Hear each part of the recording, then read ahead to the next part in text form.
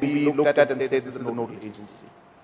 And hence this special purpose vehicle is used to coordinate with different departments and, as per the requirement, work with the departments, if necessary channelize the funds also through the departments to ensure that this is implemented. Now, when it comes to externally aided projects like the Meg Life project, which is implemented again, as I said, by MBDA, the JICA funds, the organizations also, they will not be able to speak to forest department separately, soil conservation department separately, the ADCs separately, the CNRD department, the water resource department, so on and so forth. Multiple departments need to be engaged. And hence, when the SPV is present, the SPV is the agency to which JICA or NDB or KFW or ADB, any of these large institutions can then coordinate. So therefore, this is a SPV, and the necessity of channelizing these funds and engaging with the SPV is necessary because these are cross-sectoral works that need to be done and multiple departments are involved in it. And also, just to rectify, Honorable Member was mentioning that 2,000 crores have been spent. Sir, it's not 2,000, it's about 200. Just to rectify that. And just to share also with the Honorable Member that an example of the project that we'd like to share is the project for the year 2024-2025. And if you look at that particular year, there is 182 crores that was spent.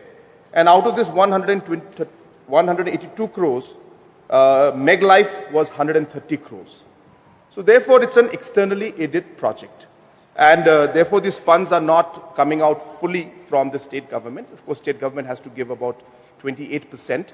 The rest, 72%, is a grant that comes to us, a loan which is repaid back by Government of India.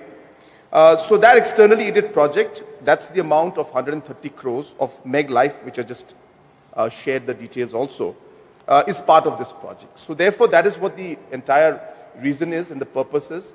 And a lot of times the externally aided agencies also, a lot of them stress on having a society, an SPV, or even a registered company to implement these projects. Next question, please. Sorry, next supplementary. Yes. Another supplementary. Sir, to you, Mr. Speaker, sir. Okay, everyone are aware about the fact there is another office under the planning department with a similar name, that is Meghalaya Basin Management Agency. I'm stating this because there is often some confusion for the general public between this Meghalaya Basin Management Agency and Meghalaya Basin Development Authority. To you, Mr. Speaker, sir, may I seek a clarification from Honorable Chief Minister, the different roles played by these two different offices with similar names. So though this is outside the purview of the question, because there are two different agencies, but in the interest of clarity, I'll be happy to reply to the honorable member's query. So the MBDA was established in 2012 under the Societies Registration Act 1860. And it is, as I mentioned, a special purpose vehicle, and it is a society as per the registration. So the MBMA is a not-for-profit establishment, a company.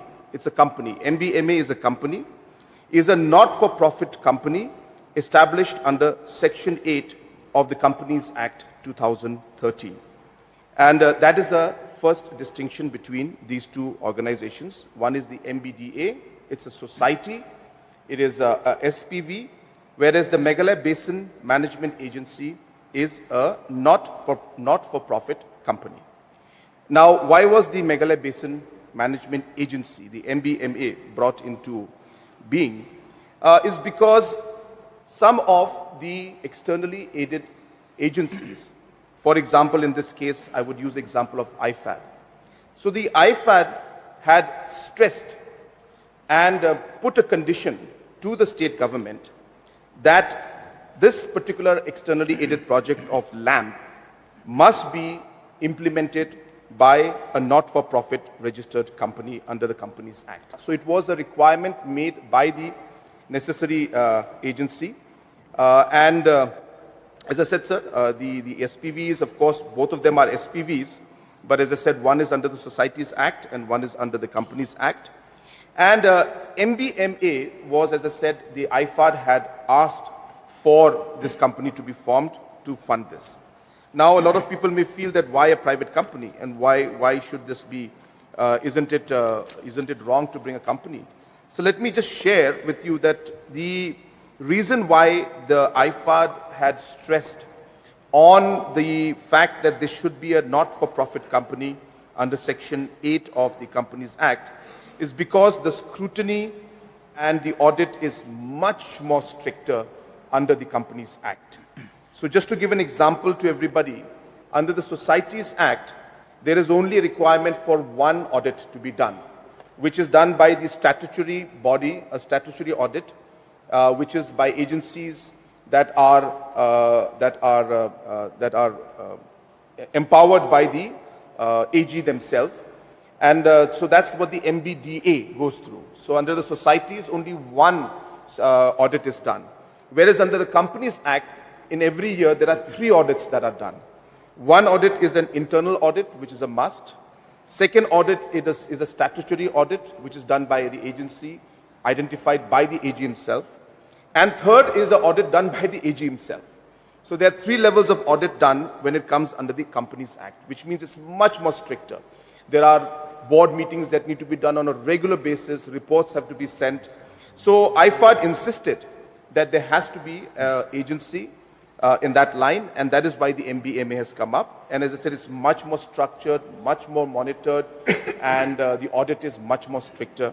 And that is why this particular MBMA was also brought in. But as I said, the primary question is to do with MBDA. But in the interest of clarification, I thought there's a good opportunity for me to clarify to the House. Thank you, sir. Thank you, Honorable Chief Minister, for your clarification. So another supplementary through you, Mr. Speaker, sir, for the best interests of the August House, since we could understand the difference between these two.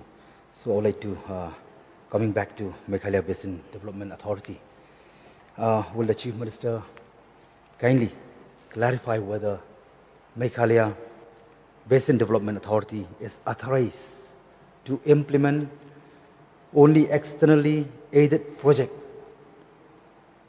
taken up in the state of Meghalaya, or it can implement centrally sponsored flagship programs as well, just like government departments. May I get a clarification, sir? So the SPV, as I said, is meant to coordinate, number one, cross-sectoral development projects, and number two, also very innovative projects that are there. Hence, in short, sir, there is no stopping the agency as such or limiting the agency that they cannot implement state or central schemes. But majority of the work and the schemes that are being done are projects that are, as I said, cross-sectoral, and the majority of them are externally aided projects. Some of them, yes, are projects that are through the state government, as well as there are projects that are through the central government also, sir. So it depends on the objective of the program, and if the project or the objective requires that there has to be cross-sectoral coordination between different departments, then MBDA can be engaged.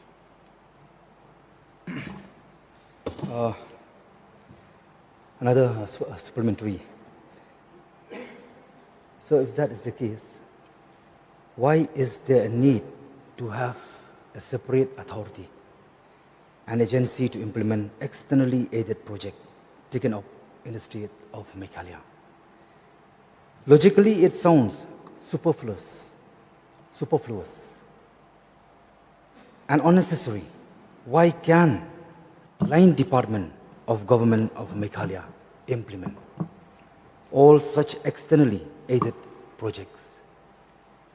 Our government department and government official are incapable? May I get a clarification, Honorable Chief Minister? Sir, absolutely not. The departments are very capable, and they are doing an extremely good job. And just to share with the honorable member that the budgets of the different departments have been increasing year on year. So it's not that we are cutting the budgets of the departments and putting this money into the SPV and through MBDA and implementing it. No, sir. So the normal projects in the schemes that are implemented by the departments, projects that are very specific to that department, and the schemes that are specific to those departments are continuing to be implemented, and many more schemes. As I mentioned, sir, in the last 7 years, our budget has gone up from 9,000 plus crores to today touching 30,000 crores, sir. And therefore, every department, the money has increased. So the question of departments not working, not engaging is actually incorrect. They are engaging and they are working. So that's number one, and they're very capable. And that's why the budgets have gone up significantly, sir.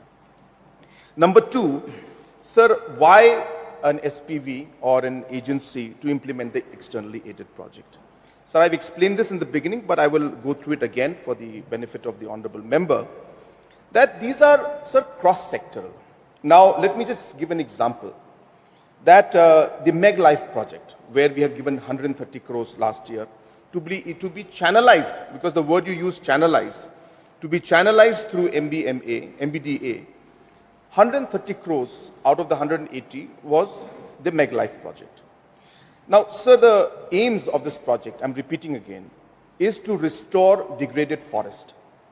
Now, restoration of degraded forest is primarily done by Forest Department and to some extent by Soil Conservation Department, and in some cases, some activities being done by different departments, even Water Resource does, even CNRD does, so on and so forth, sir.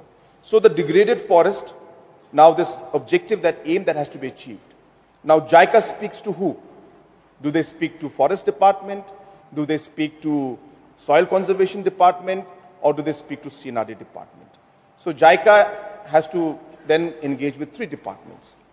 Rejuvenation of springs primarily is done by Water Resource, Soil Conservation Department. And other agencies also, their own level, CNRD also invest some of the money of MGNRHS to rejuvenate the springs. At the same time, sometimes even Forest Department and other departments also take up projects at small scale. So different departments are mandated to do the same work in their own capacity, but of course there's a major department that handles it. So now for rejuvenation of springs, the second objective in this particular EAP, does JICA speak to soil conservation? Do they speak to CNRD? Or do they speak to forest? Third is to promote sustainable livelihood. This is the third objective of this particular externally aided project. Now, when it comes to promotion of sustainable livelihood, tourism also is working on sustainable livelihood. Your agriculture also is working on sustainable livelihood. We have entrepreneurship programs under Prime and other programs. CNRD has got the NRLM, where we have sustainable livelihood. So does JICA speak to CNRD? Do they speak to Prime? Do they speak to tourism? Do they speak to CNRD? So within each objective, there are different departments handling the work that is the mandate of this particular EAP. And hence, in order to ensure that there is good coordination, and it's not that we are going to implement it only purely that MBDA is going to handle and only going to implement. Wherever the requirement of support is there, from the line departments are engaged. But it's just the question of coordination and channelizing things. And of course, yes, there are projects that are implemented directly also, where it's required. Because again, it's cross-sectoral. But point being, sir, at the end of the day, that this is purely being done because of 2 factors. Number one, that there are multiple departments that are involved, and coordination has to be done through multiple departments. And number 2, there are certain very, very innovative projects that again are not within the purview of, say, one particular department that comes in. So I'll just give you an example of one such project for the knowledge of the House, which is a feasibility study on the Meghalaya carbon financing on nature-based solution. So this is what we call the carbon credits. Now, as I said, this again involves multiple departments to be engaged in. And I just want to share with you that through this particular project, which was headed by, again, engaged through MBDA, farmers have actually, and people have started getting carbon credits for the first time. And I had just recently distributed checks in Bakbara for these carbon credits. And these are banks, international banks that had come, a bank called Rabobank, which is a European-based bank in one of the European nations. And they have come in and studied the carbon credits, and they've said that the potential is so high in Meghalaya that farmers and our local people can get a lot of support. So these kind of innovative projects, which are again very, very technical in nature and require multiple departments and multiple agencies to work together, are projects that are taken up by MBMA. So therefore, as I said, to conclude, sir, on this particular point, that there is no question of saying that our team is not competent. They are very competent. And that is the reason why we have been enhancing the budgets of the departments year on year. But as I said, because of the mandate of the projects, which are multi-sectoral, there needs to be an agency or an SPV that helps in coordinating with the departments and engaging with the financing body.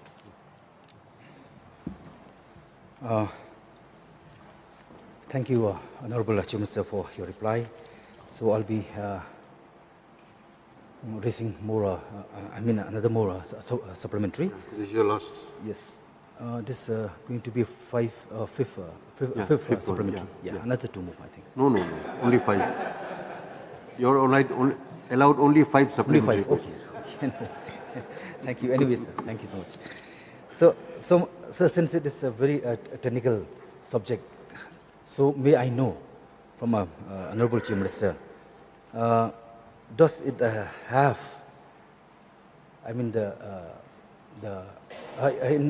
implementing such projects, different projects, does it have its own technical expert under its payroll?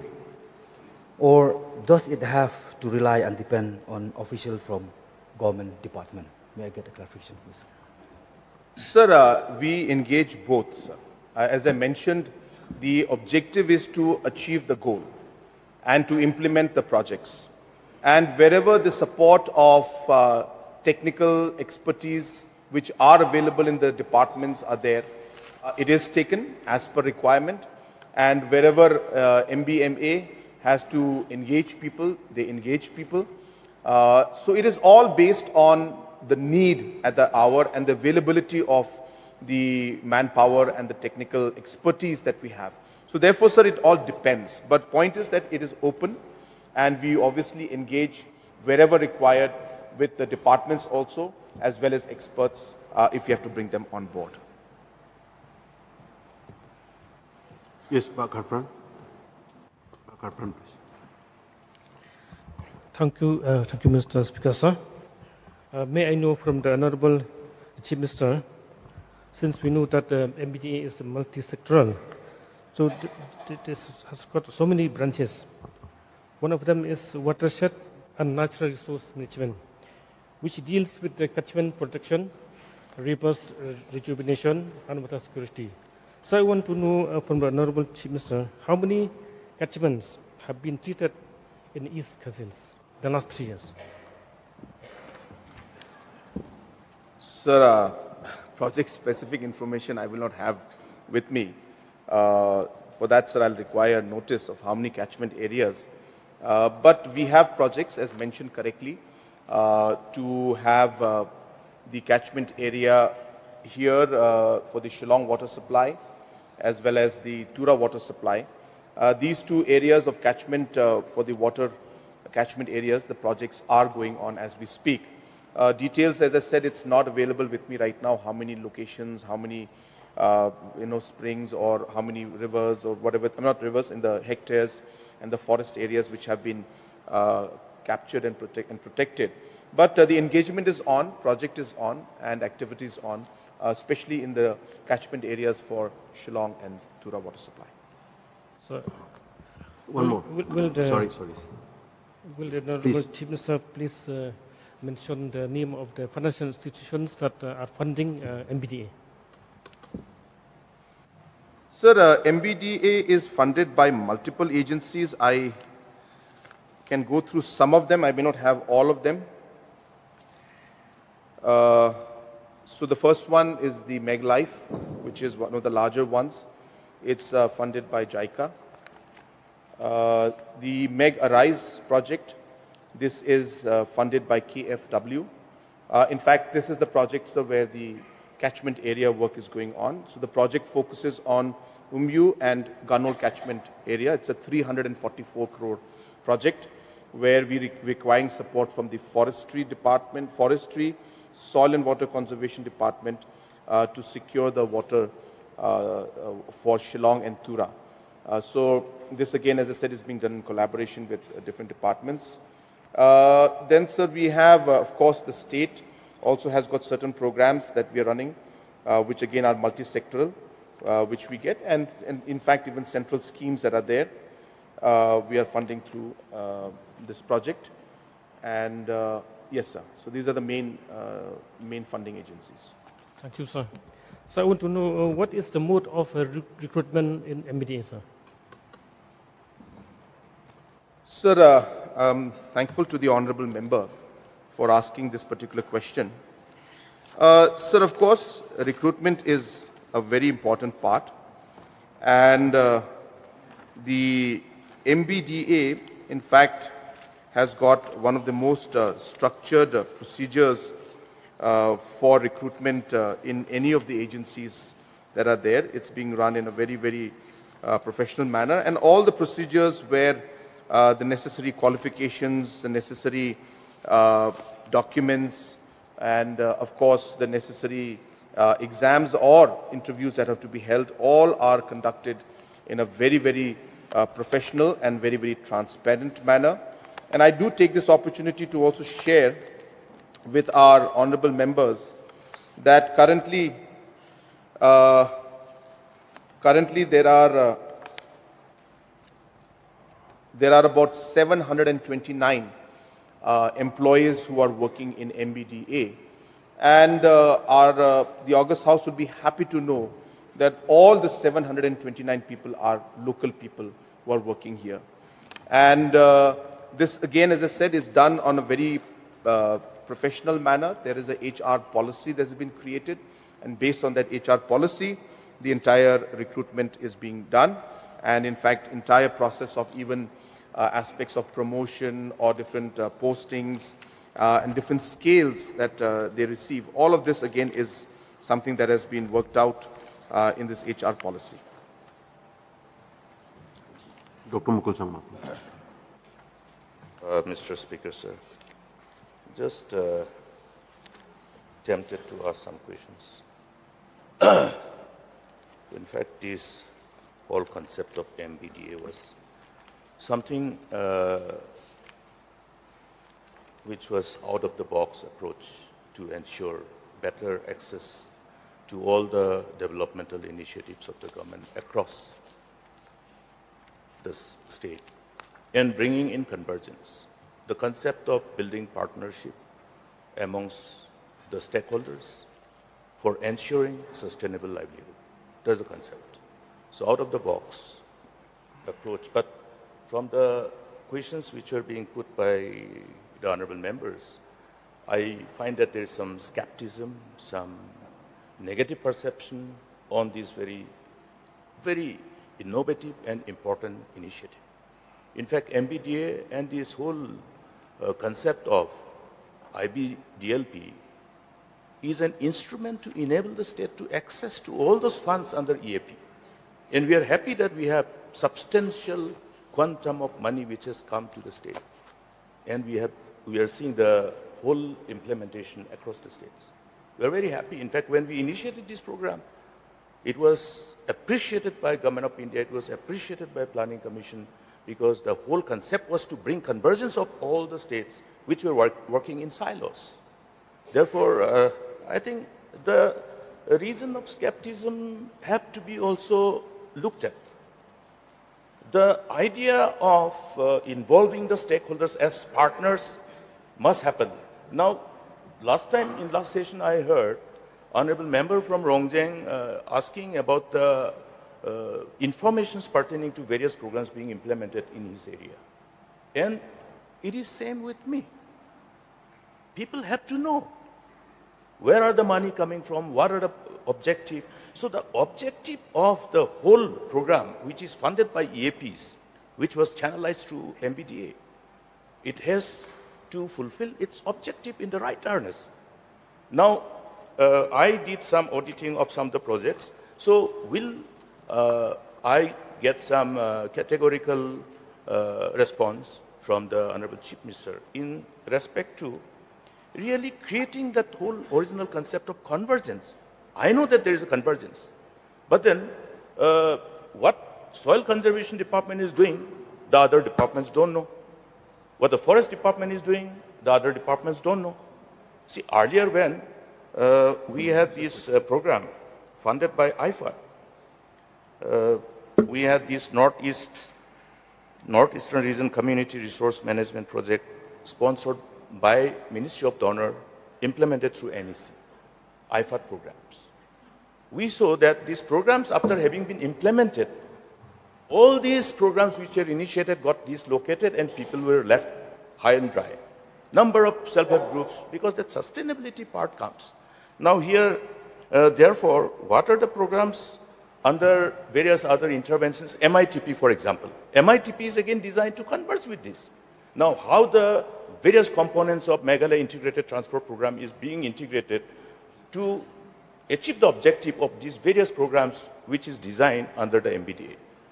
So I would like to see how very effectively this can be done with the involvement of the stakeholders, and how the Honorable Chief Minister can assure us that all the MLAs are involved, because the whole concept is building partnership and the people must know what exactly is being done. So can I get this categorical response from the Honorable Chief Minister, how to dispel this skepticism and negative perception which is prevailing? It is a fact. Therefore, I think we will have to find out what are the reasons, which are the areas which we should improve, so that we will leverage upon these and get more fun.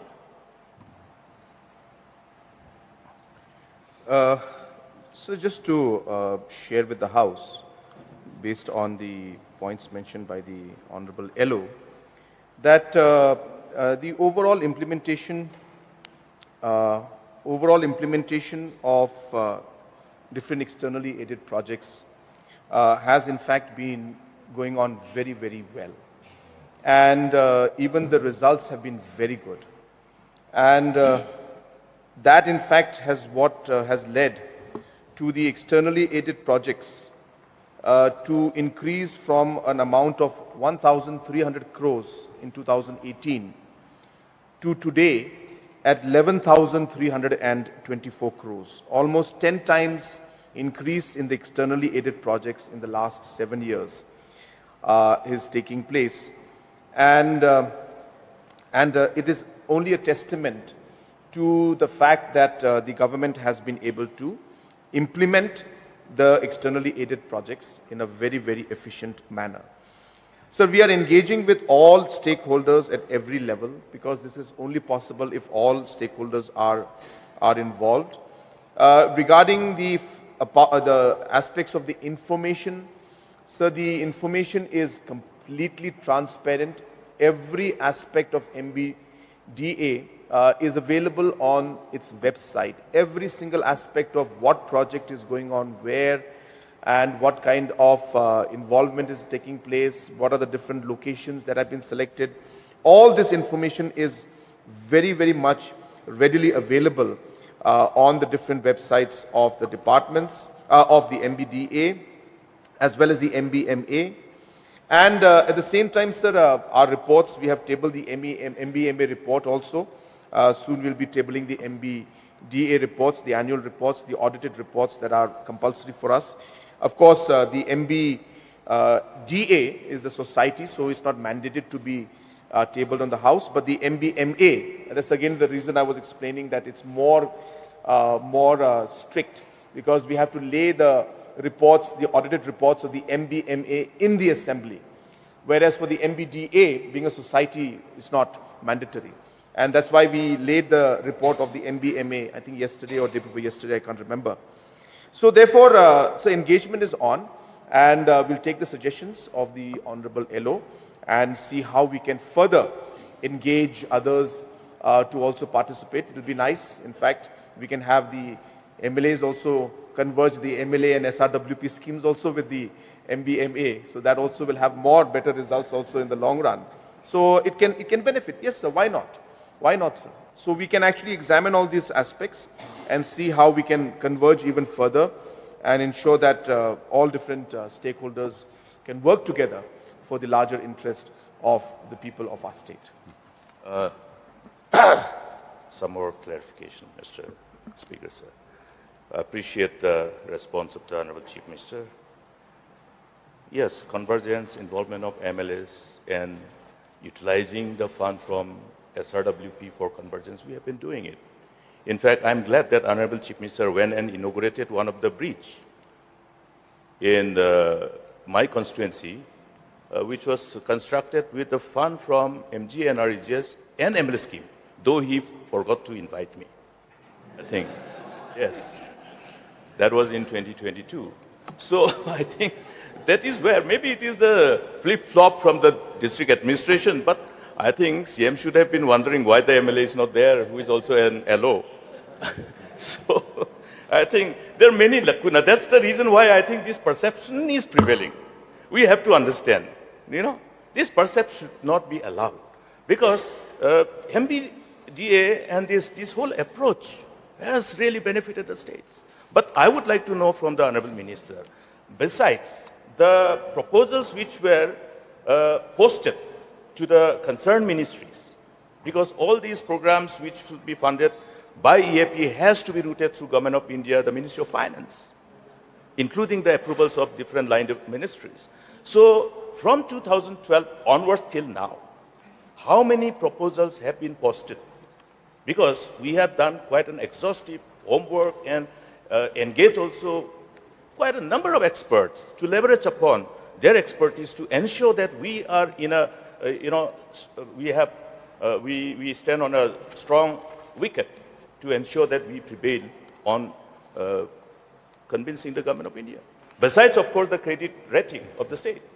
So, Mr. Speaker, sir, I would like to know from the Honorable Chief Minister, in view of the benefit that the state has received thus far from this initiative, how many proposals, besides the names of the proposals can be shared in this August House, from 2012 till now, with the respective date of proposal submitted to the concerned ministries.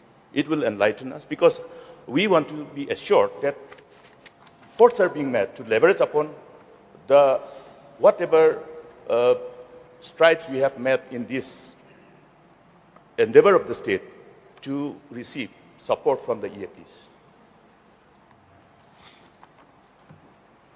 Thank you, sir, to the Honorable LO. And let me assure him, sir, the invitation was not, it's not the invitation didn't go on purpose. I'm sure there was some communication gap. But I have always made it a point, to all our deputy commissioners that in all programs, our local MLAs must be involved. It is irrespective of political affiliation, but it is something that instruction which has been gone from my side. But sometimes there are communication gaps, but we'll ensure that these kind of things should not be happening in the future. And also want to share to the Honorable LO that there is a part of Chief Minister's Special Development Fund also in that. So through convergence. Yes, it was through convergence. That's what is convergence. Sir, I do not have the list of all the projects that we have submitted to the Government of India through the Department of Economic Affairs, Government of India, in terms of the dates when they were submitted, and the full list of all the projects which have not yet been, the LOA has not, the loan signing has not been done. But I do have the list of the projects where the signing has been done. So I'll be happy to share it, or I can read it. I just mentioned in summary that there are 16 projects where the signing has been completed, and the total amount of this, as I mentioned earlier, is amounting to 11,324 crores. And just to share with the House, this is definitely one of the highest that any of the smaller states has received, especially the northeastern states.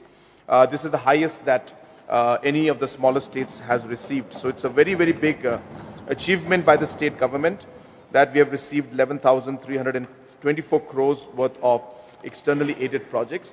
And for the benefit of all the members, I want to repeat once again, and LO has very categorically mentioned that these are great sources of funding for us. Because in the cases of northeastern states and the special category states, the loan component, which amounts to about 72%, is completely repaid back by the Government of India. And hence, this is almost, like a grant that comes to us. It is a grant, sir, 70%, 72% grant. And 28%, which has to be borne by the state government, we have to pay it in advance. So it's not a loan component. So 28% is the contribution of the state, 72% is the loan component given through Government of India to us, repaid back by Government of India and not by the state government. So therefore, a lot of people have felt that we're taking loan and on. So this is not a loan. This is a grant for us. And it's a great way to get resources. I also want to, on a lighter note, share with you, sir, that in my last meetings with the Honorable Finance Minister, the Honorable Finance Minister ultimately and the department, the Finance Ministry had to put a ceiling on the number of externally aided projects that states could take because Meghalaya was taking all the externally aided projects. And they ended up putting a ceiling saying that how can Meghalaya take all the externally aided projects? They cannot. So they put a ceiling and they stopped the projects because we were taking too many projects. And of course, they have a reason for it, that Meghalaya is putting the proposals, we are implementing it well. But at the end of the day, it is Government of India that has to repay back the loans. And so they were under tremendous pressure because we were continuously engaging. And the fact that we've been getting so many projects is because of the overall capacity of the state to put in the projects as well as to implement the projects. Thank you, sir. Mr. Speaker, sir, last one. I Based think on the this response. particular question has gone more No, than this 40 is minutes. important, Mr. Speaker, sir. One response again from the Honorable Chief Minister. In view of the substantial amount of fund from public exchequer which has been spent for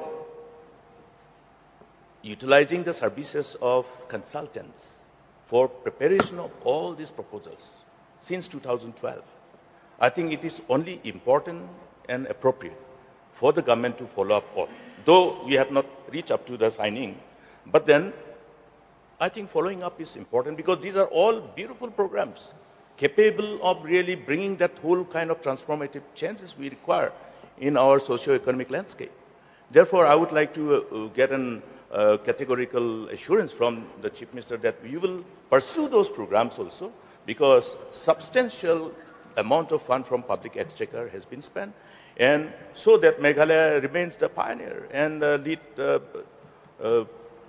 with an example of being one of the states which is capable of bringing in fund required through innovative approach, out-of-box approach.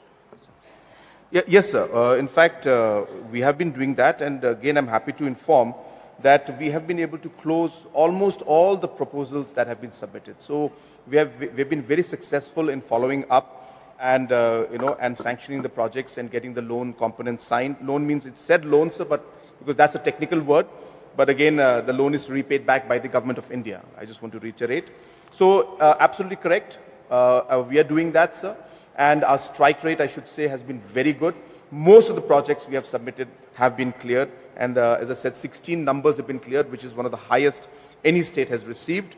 And also just to add to the whole point of the cost aspect, though for DPRs we have to spend ahead. But in most of these externally aided projects, sir, there is a component of administrative expenditure. About 5 to 8% is kept for the administrative expenditures, where expenditures on different aspects of technical support, of the different manpower support, or infrastructure support sometimes, which are required. The externally aided project has a component for that administrative expenditure amounting to 5 to 8%. So we don't have to pay most of these salaries from our state's exchequer. This comes with as part of the component of the externally aided project itself. But of course, the DPR preparation is done before that is there, so there is some expenditure in that. And for the knowledge of the House, that in most of these projects we have submitted and successfully closed the project. Okay, now we move on to next question. I'm sorry, we have taken so much time in this, more than 45 minutes, almost 45 minutes, please. So we move on to the next question. It's question number 69. Sri Rakhame Sangma, Minister in charge, to reply, please. Speaker, sir. So, reply to question number 69, sir. So, the physical progress of civil work construction is 25%. B, sir. So, total expenditure till that is 15 crore. Dr. Mukul Sangma, your supplementary, please.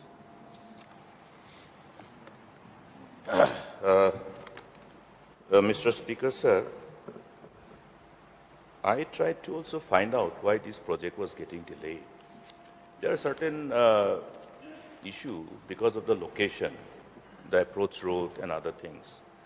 Whether in view of this undue delay, the department has taken cognizance of the factors and is trying to resolve these challenges so that this project can be implemented and be commissioned over a reasonable period of time.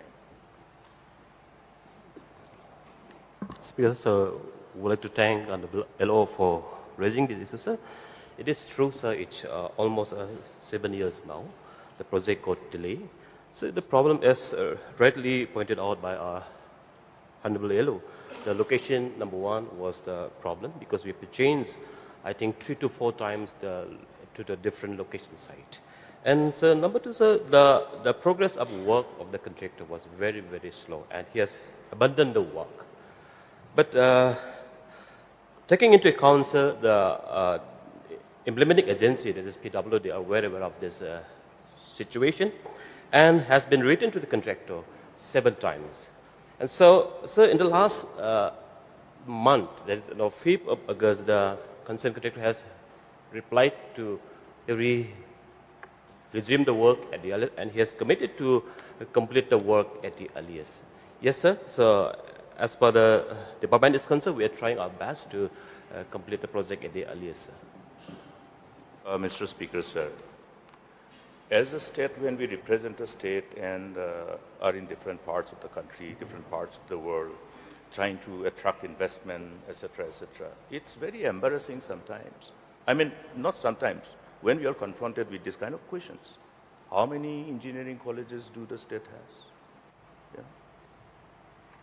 It's a very difficult situation in this era when our children are ready to, pursue this kind of professional courses of education.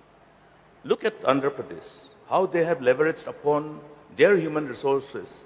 Go to Boston, USA, you will see maximum from Andhra Pradesh, all with engineering degrees, in view of the fact that job spaces within the country is limited. So therefore,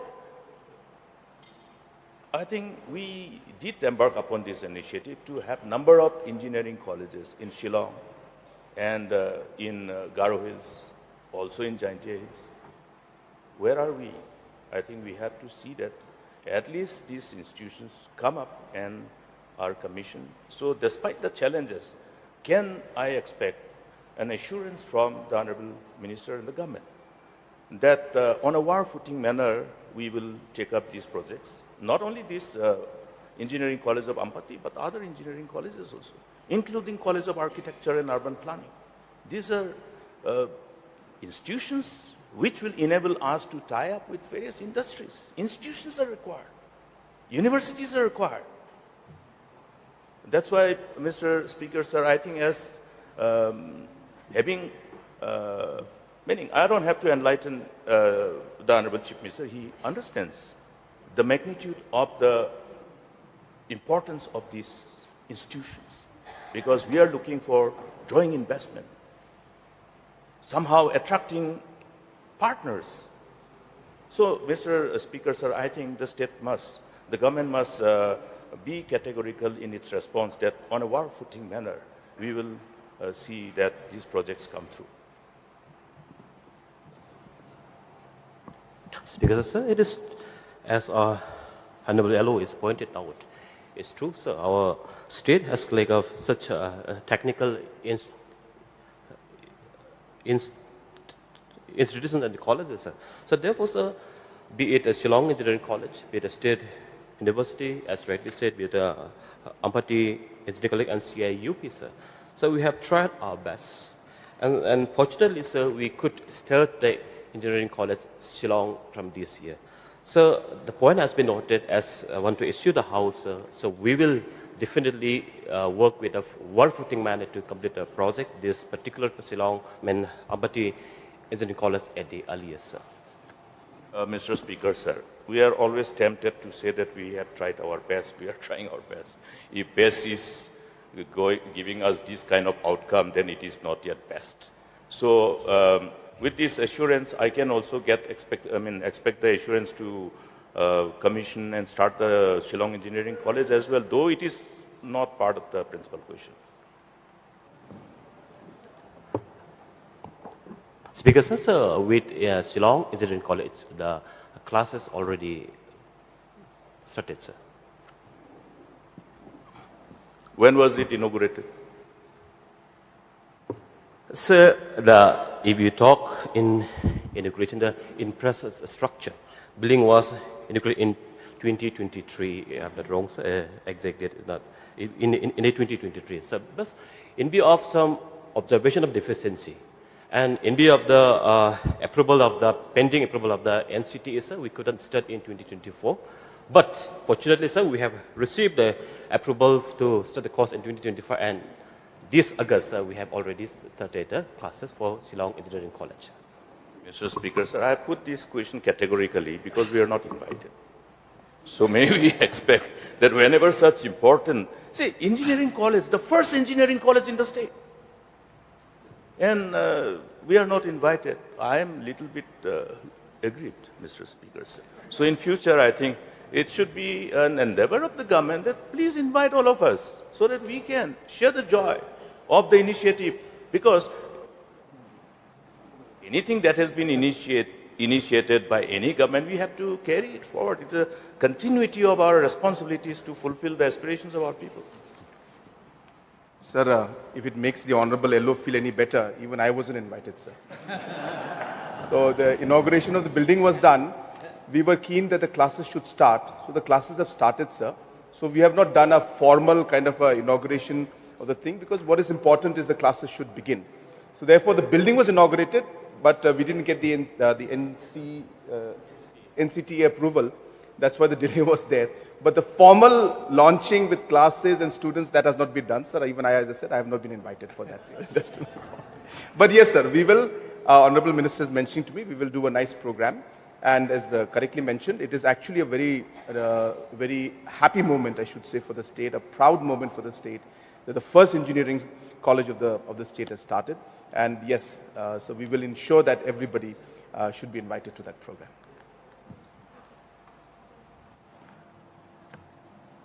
Srimati Miani Dishira, please. Mr. Speaker, sir,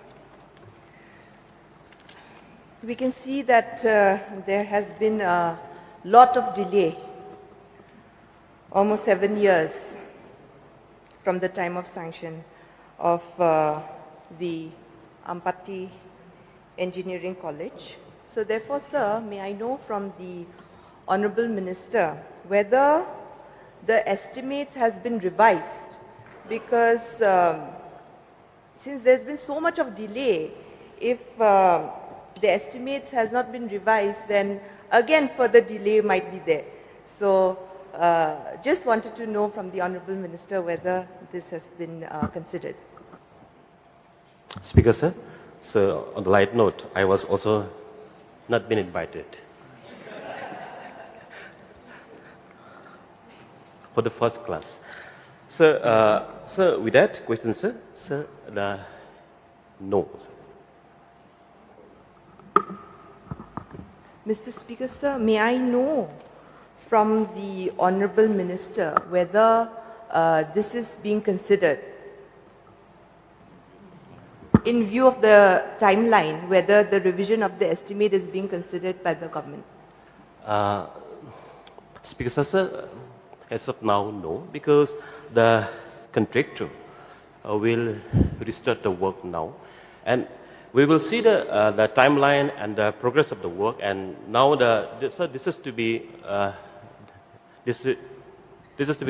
decided by the implementing agency. So now as it is, sir. Mr. Speaker, sir, whether the approach road has been made for the construction site? Speaker, sir, not yet. Mr. Speaker, sir, I think if we are serious, if the government is serious on completing the project, I think these are the first considerations that is required to be taken. Now, the Honorable Minister, in the course of his reply, has said that they are doing their best. I think important steps, the basic important steps are not being taken to complete this project. I think it should be taken up in and taken up urgently, and the basic important steps like the approach note and the reason for delay has to be examined. So there was I would like an assurance from the Honourable Minister that all these important aspects will be taken into consideration so that the work can be completed as soon as possible. Speaker, sir? Yes, true, sir. So this is one of the reason of delay. The temporary road has to be constructed by the concerned contractor himself. So every time it was over when the rains comes. So, but however, sir, now the infrastructure, the building itself is getting delayed. As and when the work is on progress, so definitely we will take up the matter for construction of the road too, sir. Right, sir. Please. Thank you, Mr. Speaker, sir, for giving me the opportunity. I would like to thank the Minister concerned with regards to the, in fact, I also came to know on the floor of the House that the session have just started in the Engineering College. But may I know from the Honourable Minister the total number of the faculty that have been appointed in the Engineering College? And another supplementary question, whether it is a fact that the building that was meant for the Engineering College was also used for the State University Shillong campus. Speaker, sir, Honourable Member has put it 2 questions at a time.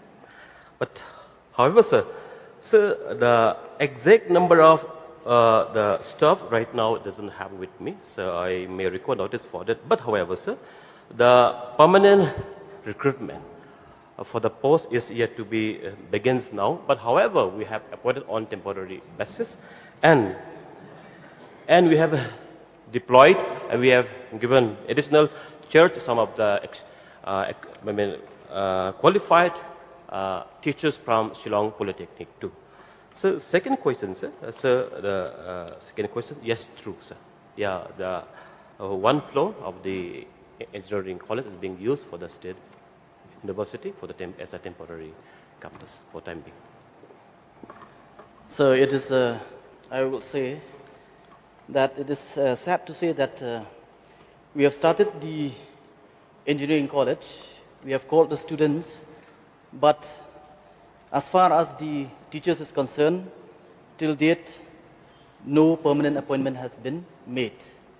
So I will request the Minister concerned and the government to kindly speed up the regularization or the permanent appointment of teachers so that we can expect quality education can come up, not just the engineering college in name.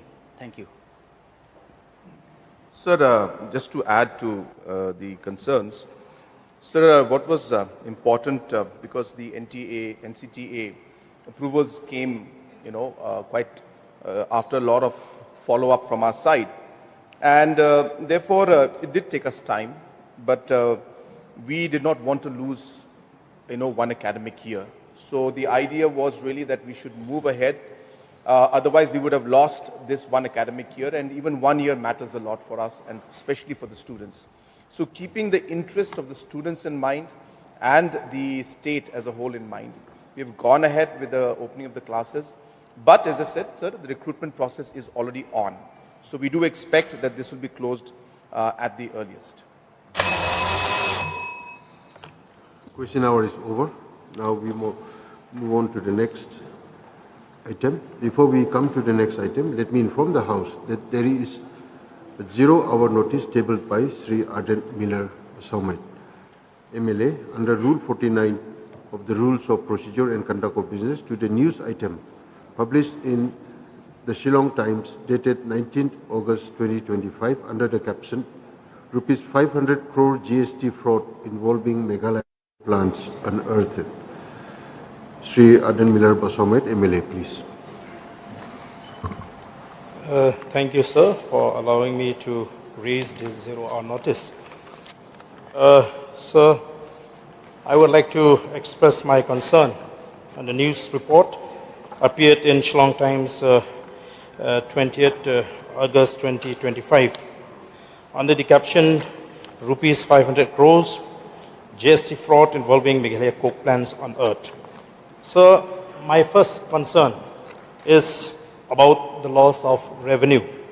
So if this amount of Rupees 500 crore GST fraud, which is supposed to come to the state's exchequer, is not unearthed, the state would have easily lost hundreds of crores of rupees and could even go much higher.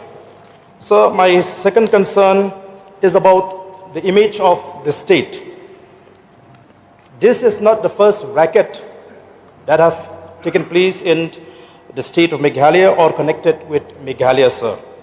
In the recent past, we have witnessed, major rackets that are taking place in Meghalaya, such as international bike smuggling rackets involving Bangladesh nationals, infiltration racket, cattle smuggling racket, trafficking racket, gold smuggling racket, and the list can go on and on, sir. And now the GST racket involving the taxation department. So, sir, as citizens, we are really concerned to see that many rackets are taking place in our state. So how many more rackets could we anticipate to see from now? Sir, we would also like to know what are the steps being taken to find out who are the people involved in this crime. Whether official of the taxation department is complicit in the crime, sir. So, what is the assurance from the government that such activities will be dealt sternly and severely to deter such occurrence from time to time? With this few words, sir, I resume my seat. Minister in charge to reply, please.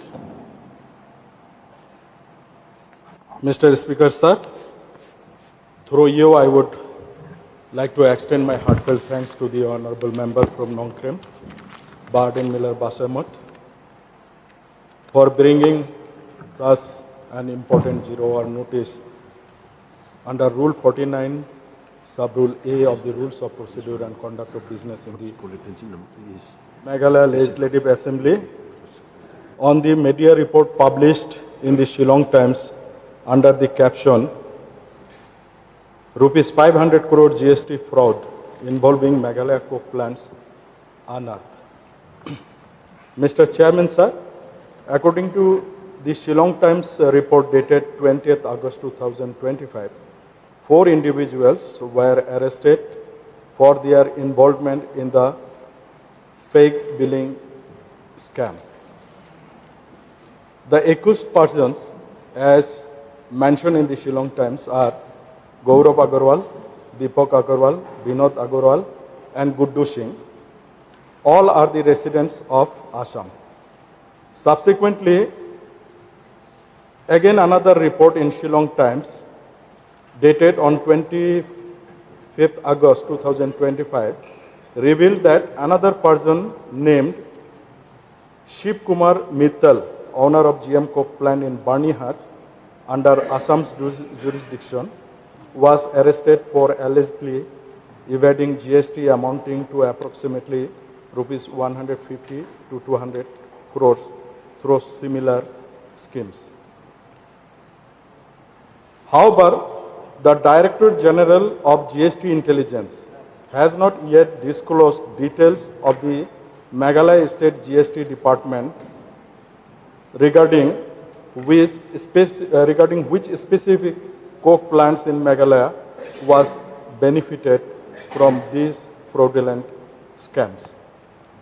Mr. Chairman, sir, it must be noted that legally sourced coal within Meghalaya has been limited ever since National Green Tribunal banned red hole mining in the year 2014.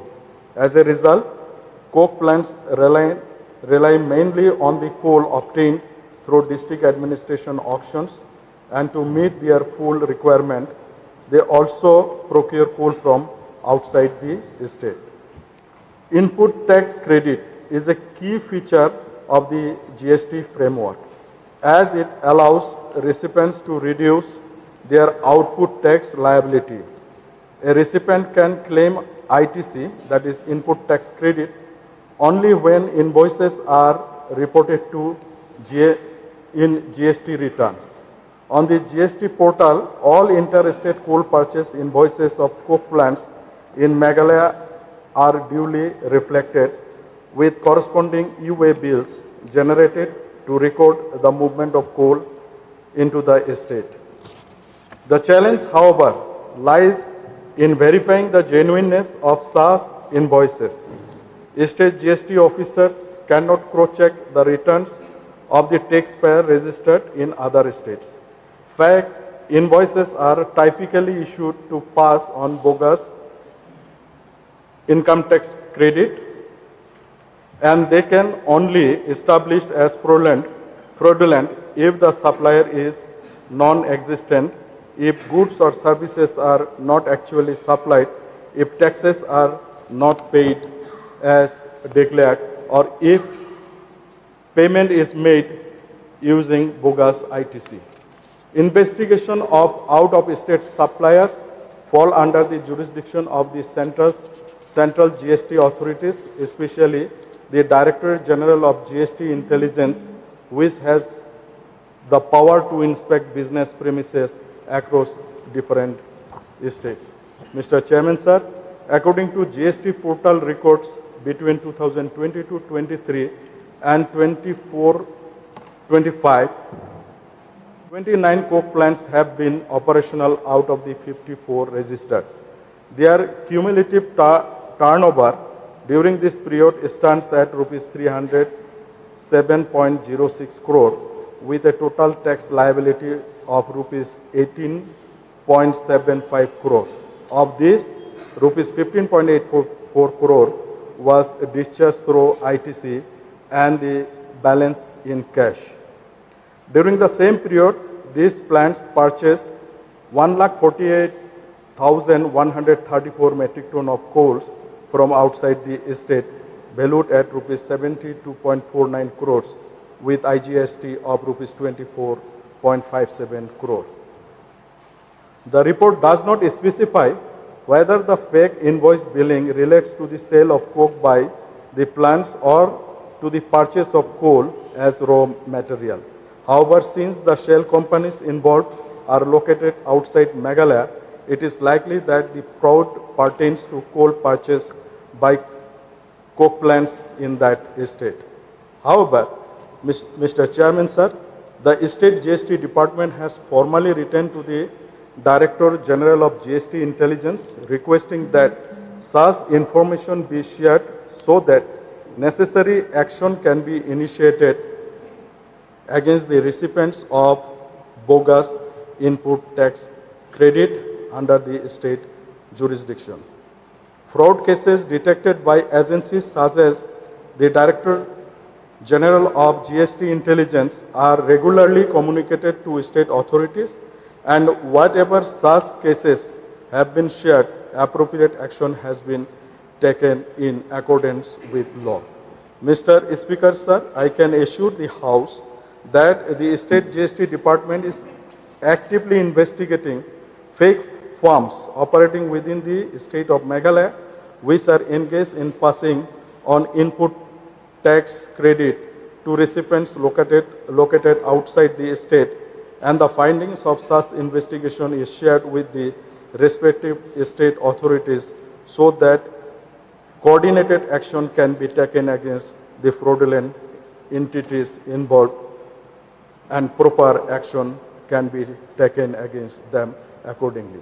Sir, once we receive the report, we will also see the if there is any involvement of our officers also, sir. We are not sitting idle, we are taking care. I do assure that appropriate action will be taken. With this few assurances, sir, I hope I have clarified, and I resume my seat, sir. Thank you. Now we will come to item number 2, call attention. There are 2 call attention notices today, but the first one has been disallowed as the subject matter is sub judice, as informed from the department. Now we will go to item number 3,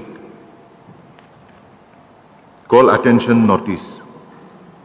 Shri Livingstone Karpran, MLA, to call the attention of the Minister in charge, General Administration, under Rule 54(1) of the Rules of Procedures and Conduct of Business, to the news item published in Maupur, dated the 12th of March 2025, under the caption, Yo Adhar Card Sanpongut Kibar Jela Bakam Traishnong Lungse, Ujor Kashnong Shakipulit.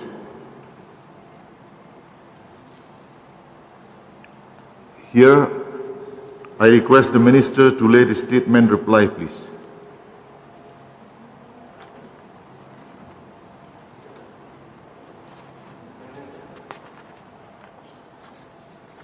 Chairman, sir, so I beg leave to place the reply of call attention number 2 and place in the table of the House, sir. Thank you. We will go to item number 4, short duration discussion. I have received a short duration discussion tabled by Dr. Mukul M. Sangma, Leader of Opposition, under Rule 50 of the Rules of Procedures and Conduct of Business, to discuss about the matter relating to the decision of the state government to hand over the Tura Medical College to private entity for its operation and management. The decision has led to public dissent and opposition. The opposition emanating from genuine apprehension of the negative ramifications of such decision on medical education.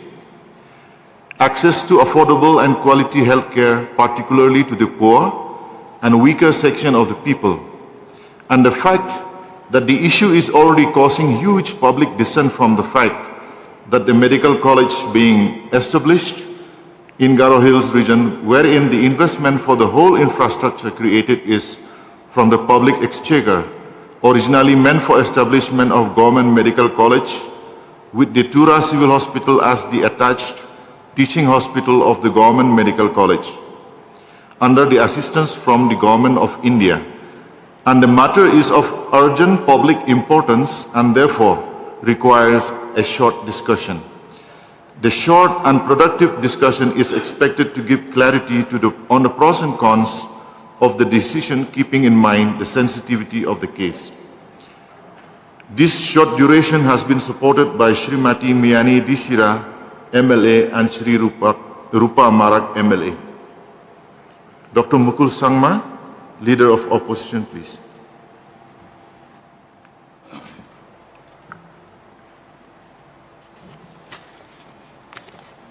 Mr. Chairman, sir, under Rule 50 of the Rules of Procedure and Conduct of Business, I raised this matter to discuss about the matter relating to the decision of the government to hand over the Tura Medical College to private entity for its operation and management. The decision has led to public dissent and opposition. The opposition emanating from genuine apprehension of the negative ramification of such decision on medical education, access to affordable and quality health care, particularly to the poor and the weaker section of the people. And the fact that the issue is already causing a huge public dissent from the fact that the medical college in question is the first and the only medical college being established in Garo Hills region, wherein the investment for the whole infrastructure created is from the public exchequer, originally meant for the establishment of government medical college, with the Tura Civil Hospital as the attached teaching hospital of the Government Medical College under the assistance from Government of India, and the matter is of urgent public importance, and therefore I raised this short duration discussion. And this discussion, I'm confident and expect that it will give complete clarity on the pros and cons, and also guide the government in the right direction, keeping in mind the sensitivity of the case and keeping in mind the overall aspiration of the people of the state of Meghalaya and the people of Garhwal in particular. So, Mr. Speaker, sir, I would like to draw the attention of the government on this very core issue of establishment of medical colleges, how the state grappled to find answers and ways and means. It was necessary to have medical college.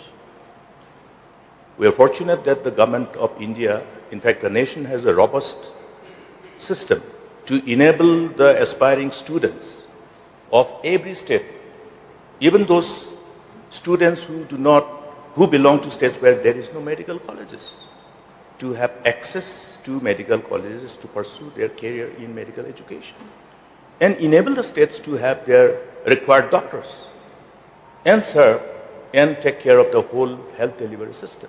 Meghalaya is one of the states which has benefited out of this. Mr. Chairman, you and I, from the same alma mater, RIMS, because RIMS was established by NEC, funded by MHA. That time NEC was under MHA. And because of the constraints of the states to establish medical colleges from their own fund, Government of India had to intervene and create such institutions. That is the beginning.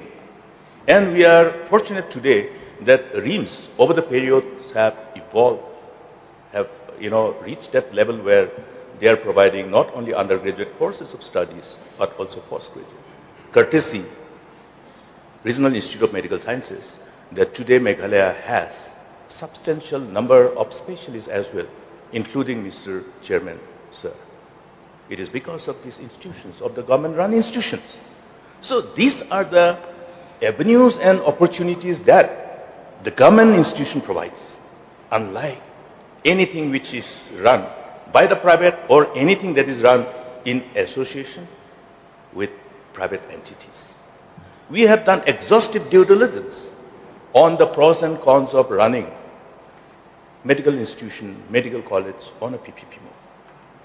We engage international consultant, the subsidiary of World Bank itself, to somehow structure a format which can be leveraged upon and by which we can really comprehend the challenges and difficulties and the nuances of this whole approach. And in fact, I would like to remind this August House that when this kind of fund was not yet available from Government of India, we were grappling to find sources of fund.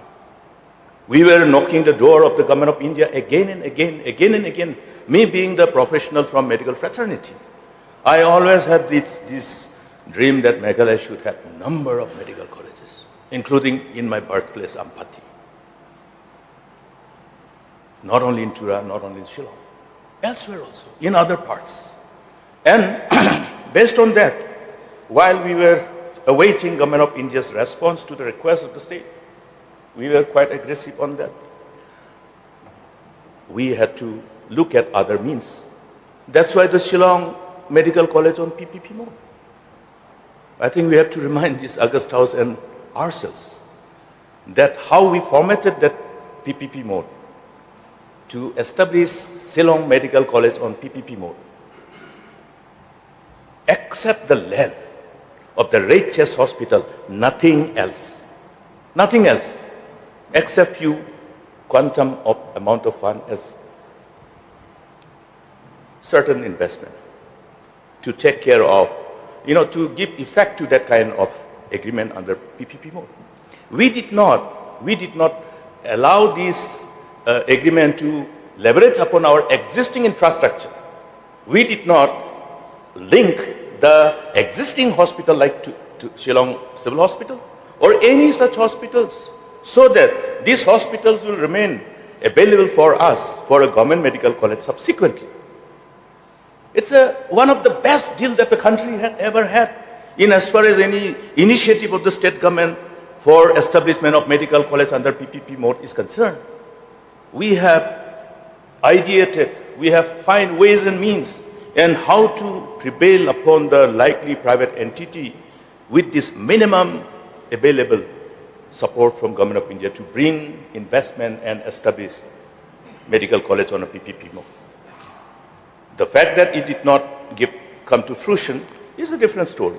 There are many reasons. I would not like to dwell on that, because then it would be a blame game.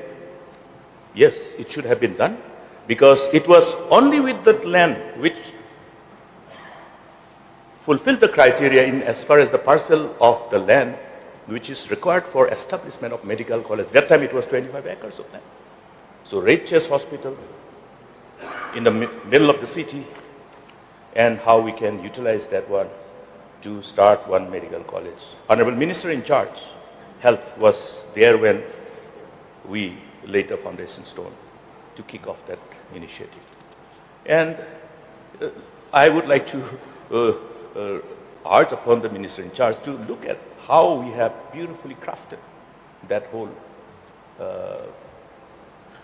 all the terms and conditions, leveraging upon our strength as a Meghalaya, as one of the most favored destinations. Then the way we convince the potential investors to partner us in this endeavor, there were many. We zeroed down on one with a proper, transparent tendering process. And somehow or other, we missed this one. But what I'm trying to say is that look at how we formatted when we talk about bringing in private entities to partner with the state to develop a medical college, to establish a medical college on PPP. Completely different.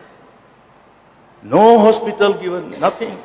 But at the same time, look at how many seats would have come to the states and the access to the teaching hospital in respect of treatment for all the patients who will be referred to the hospital. And therefore, now, we did not stop there. We kept on working and working. One day when we had a program which was graced by the then Honorable Union Minister Ghulam Nabi Azad under the regime of UPA government, we discussed this issue, reminded him, "Sir, do you remember my request?" He said, "Mukul, I was Chief Minister of Jammu and Kashmir. I can easily understand your problem." Then we discussed. Then he called me to Delhi. Then we discussed again. He said it's a brilliant idea to leverage upon the existing district hospitals and referral hospitals, because these are already infrastructures available with every state. He came up with a cabinet memo. The Union Cabinet approved it. He informed me, "Mukul, I'm giving you one." I said, "Why are you giving me one? You know my problem. If I have one in eastern region, I have to have one in western region. You know the whole political dynamics of the state." He said, "Mukul, see, this has been already approved by Cabinet. Cabinet has said that Meghalaya also should be given only one. I propose two." But the fact is that we were able to have a breakthrough. Now, to be able to convince Government of India, and every state has benefited today. Look at the record. How many states have leveraged upon one after another. We are stuck with Tura Medical College, just one. Because after the change of the government, I don't know, for whatever reasons, the whole delay, the whole dislocation. I do not like to blame anybody, but then it is a fact. Why we did not pursue and complete? Because I promised my colleagues also at that point of time that after Tura Medical College, look at we will do in Riboy. We did share this. Today, Riboy, you have medical college from private sector. Riboy will not be eligible anymore under the criteria, eligibility criteria. Because the criteria says assistance of the union government to the states for establishment of medical college attached to district hospitals or referral hospitals in the districts where there is no government college nor any private medical college. That is the criteria. So therefore, this delay has not only, it's not a question of revolving around the issue pertaining to Tura Medical College. It's an issue which should be dwelt at length from the perspective of the benefit which should have accrued to the state if we would have known with utmost seriousness the need for expediting this program, this project, to complete on time. Now, another part which I want to share before the August House, to again remind us why this program, why this project, if implemented and established as government medical college, the state stands to gain. Disadvantages notwithstanding, disadvantages have been appropriately, exhaustively articulated by people who are protesting. The citizens, the members of civil society organizations, the students, medical students at large from all parts. Both Garos and Khazis and Jaintias, all Meghalaya medical college students are expressing their concern. Because we have to know, I would come to that aspect, but look at where we are missing. What is the program of this government of India? In addition to providing the assistance for the establishment of medical college attached to district hospitals and referral hospitals in the state, in the districts where there is no medical college, either private or government. What are the other benefits?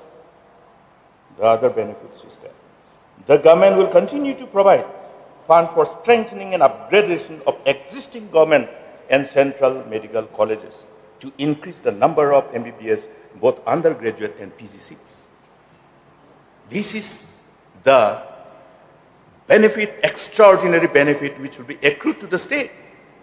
Because after establishment as medical college, it will be eligible for fund, for upgradation, strengthening,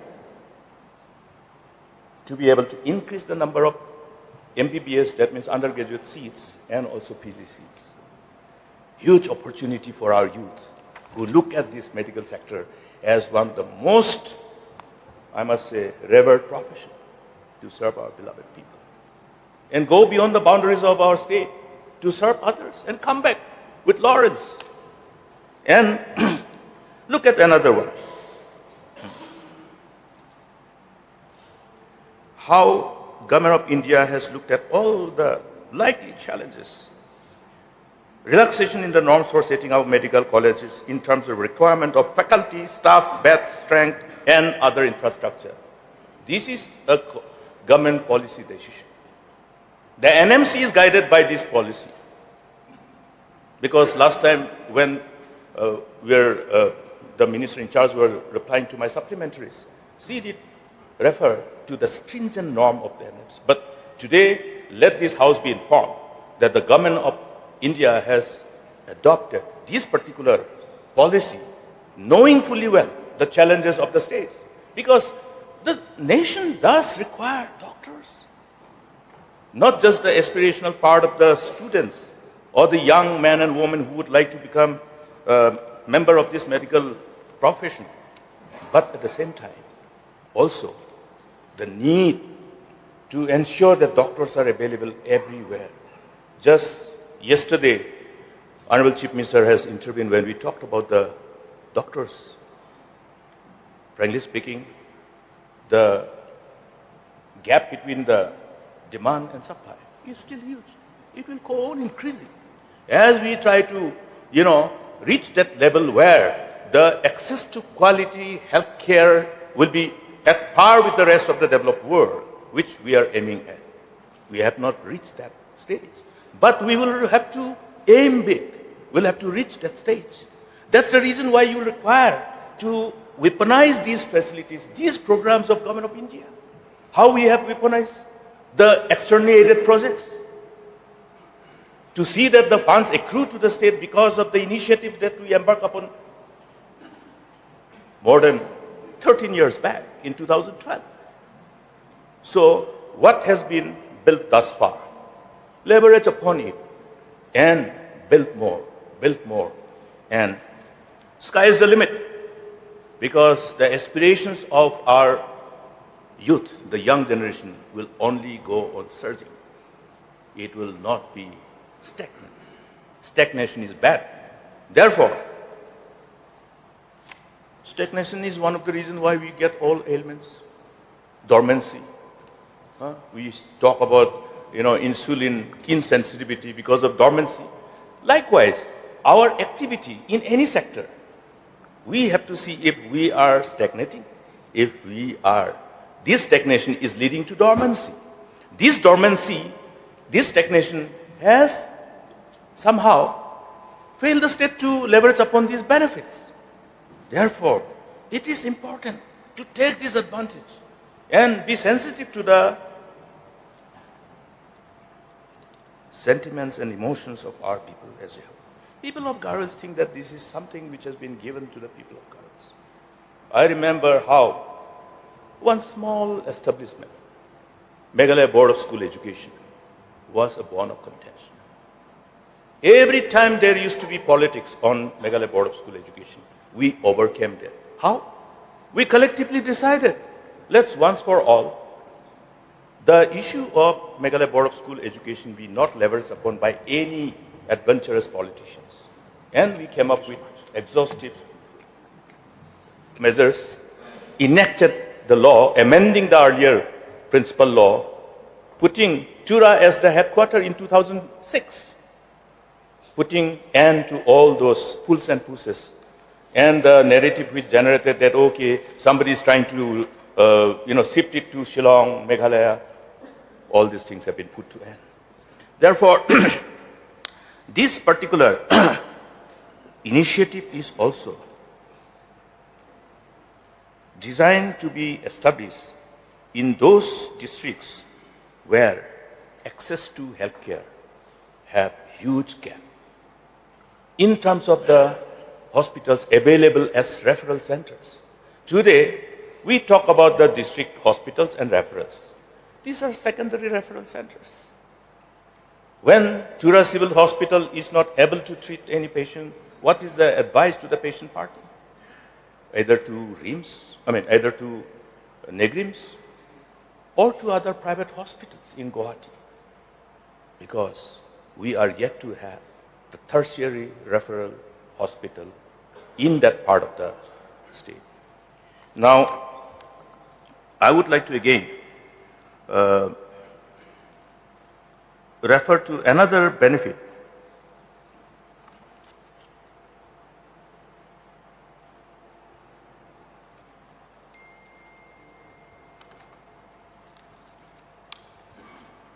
Where the ministry also provided to enable the states to overcome any kind of challenges associated with establishment of government medical college, enhancement of age limit for appointment, extension, re-employment against post of teachers, dean, principal, director in medical colleges up to 70 years. These are available provisions, which are the concessions. We have somehow or other agreed on putting the retirement age to all the doctors at par with other employees. This is also one issue which should be examined, because the best of the specialists, best of the doctors, when they are at the peak of their, I must say, brightest part of their career as a medical professional, they retire. And we'll end up having huge vacancy. The resultant retirement at a very young age, unlike other states. This is also one thing, I think it is corroborative, because Government of India has already included this as an integral part of this policy to allow the states to employ. So there are ways There are ways and means. And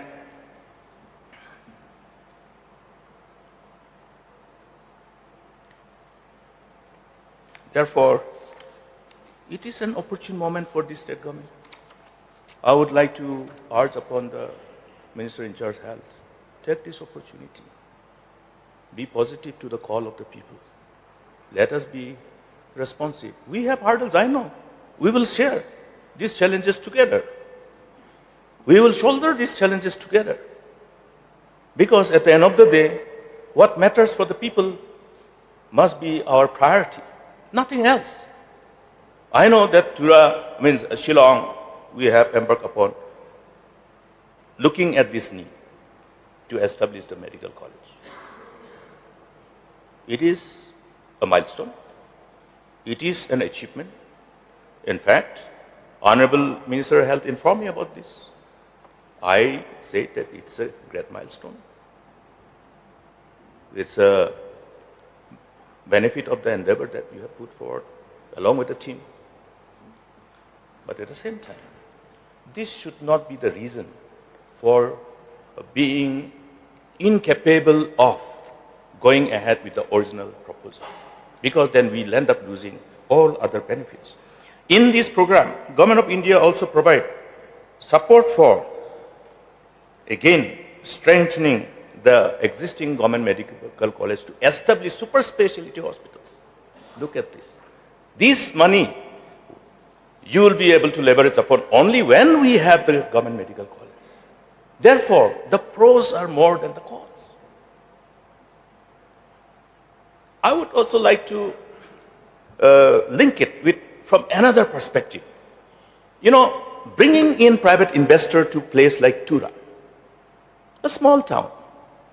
Garo Hills as a region, it's not big enough. It's like bringing the shark into your pond. Like Gualmas we call, Garos we call Najek, bringing the Najek to a pond, fish pond. There will be no more space available for our medical professional in the years to come to look at this private sector in healthcare, providing healthcare facilities. They will be only the employees of these private and investors, because the first mover advantage in any form of government, we all know what is the advantage of first mover investor in any field.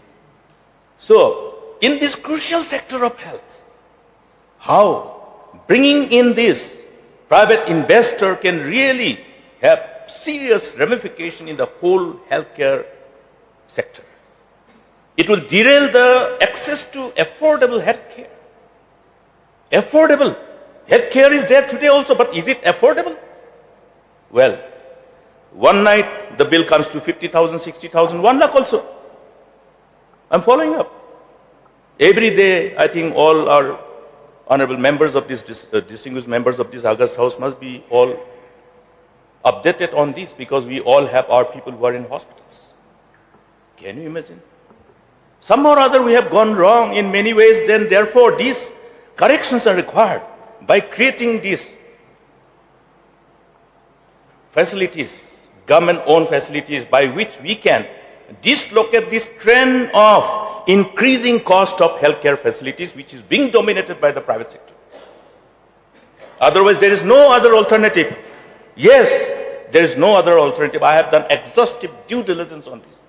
I'm sure all of us must have done it, but we need to continue to engage and exercise our mind collectively. Share whatever we know. Because when I listen to others, then I know what I don't know. But if we don't want to listen to others, then we will know only what we know. So therefore, I think it is important to see that we share ideas, we share concerns. Certain things we, hesitate to do, we refuse to do because we know what is going to happen. We know what is going to happen. They are not coming for charity. The private entities, they are not coming for charity. So therefore, the access to quality and affordable health care has become a challenge. I actually cautioned the government after I exited the office about the Meghalaya Health Insurance Scheme, MHIs. Meghalaya being the pioneer, The Honorable Prime Minister wrote letters to all the chief ministers saying that Meghalaya has embarked upon this beautiful program for universal health care through very innovative health insurance program to cover all the citizens of the state. They may emulate. You are requested to examine and emulate this program. But today what has happened? This so-called smart card has become, something which has become a trap for the patient parties. You know how? Because we have not engaged with the hospitals to fix the rate. If we buy something, we have to ask the rate. If I'm paying, I should know what is the price. But we have only fixed what is the amount that will be covered by the insurance, but we have not asked the hospitals how much you will take. We did during our time. We fixed it. So initially when we had discussion with all the hospitals, government hospitals and private hospitals, what happened? When we fixed the rate, we looked at all the input costs, everything, and then therefore justified, okay, how much should be for an operation of appendicectomy, cholecystectomy, etc., etc. Then, keeping that margin of profit, which is considered reasonable, justifiable. Then many hospitals, we had to have repeated meetings after meetings. When some of the hospitals said that we are not willing with this rate, we said, okay. But others were willing, we partnered. Then subsequently all others also said, because people with smart card went to hospitals which accepted this smart card. So eventually others also said we will participate. But then predetermined rate was agreed upon. I hope the government will again look at this MHIs also. That's why the cost of healthcare becoming inaccessible. People are surrendering to disease. Therefore, Mr. Chairman, sir, we can have thousands of reasons to agree to this proposal of the people of that part of the state. And challenges are there. I do not say there are no challenges. The Honorable Chief Minister have, to a great extent, articulated all those concerns about the salary. Now, I want to remind ourselves how we engage with Government of India. Over the years, government after government, and during our time we were able to prevail upon Government of India and the Finance Commission.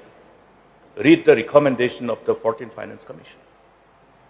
When the overall quantum of share of taxes transferred to state, as per the Finance Commission recommendation, was limited to 32%, which was increased to 42%, 10% increase. 10% increase. Collective endeavor of the states at that point of time. So this increase has come from 2015-16 onwards. Today the state is, when we approached the Government of India for all those centrally sponsored schemes, when we said it should be 90:10, like earlier government, we were told, no, you are flushed with money. You are flushed with money because the transfer of share of taxes from 32 has increased to 42%. This is the collective endeavor we have already put. You have to, as a government of the day, leverage upon this money. Therefore, there is no question of saying that there is no money. We had that problem where we had that 32% of the share of taxes when it was transferred to the states. But today, since 2015-16, because of our collective endeavor, the Government of India also agreed, the Finance Commission agreed, increased it to 42%. Plus, all the fund which is available through EAPs are able to take care of other things. And another thing, what are the terms of reference usually given to the Finance Commission by the Government of India?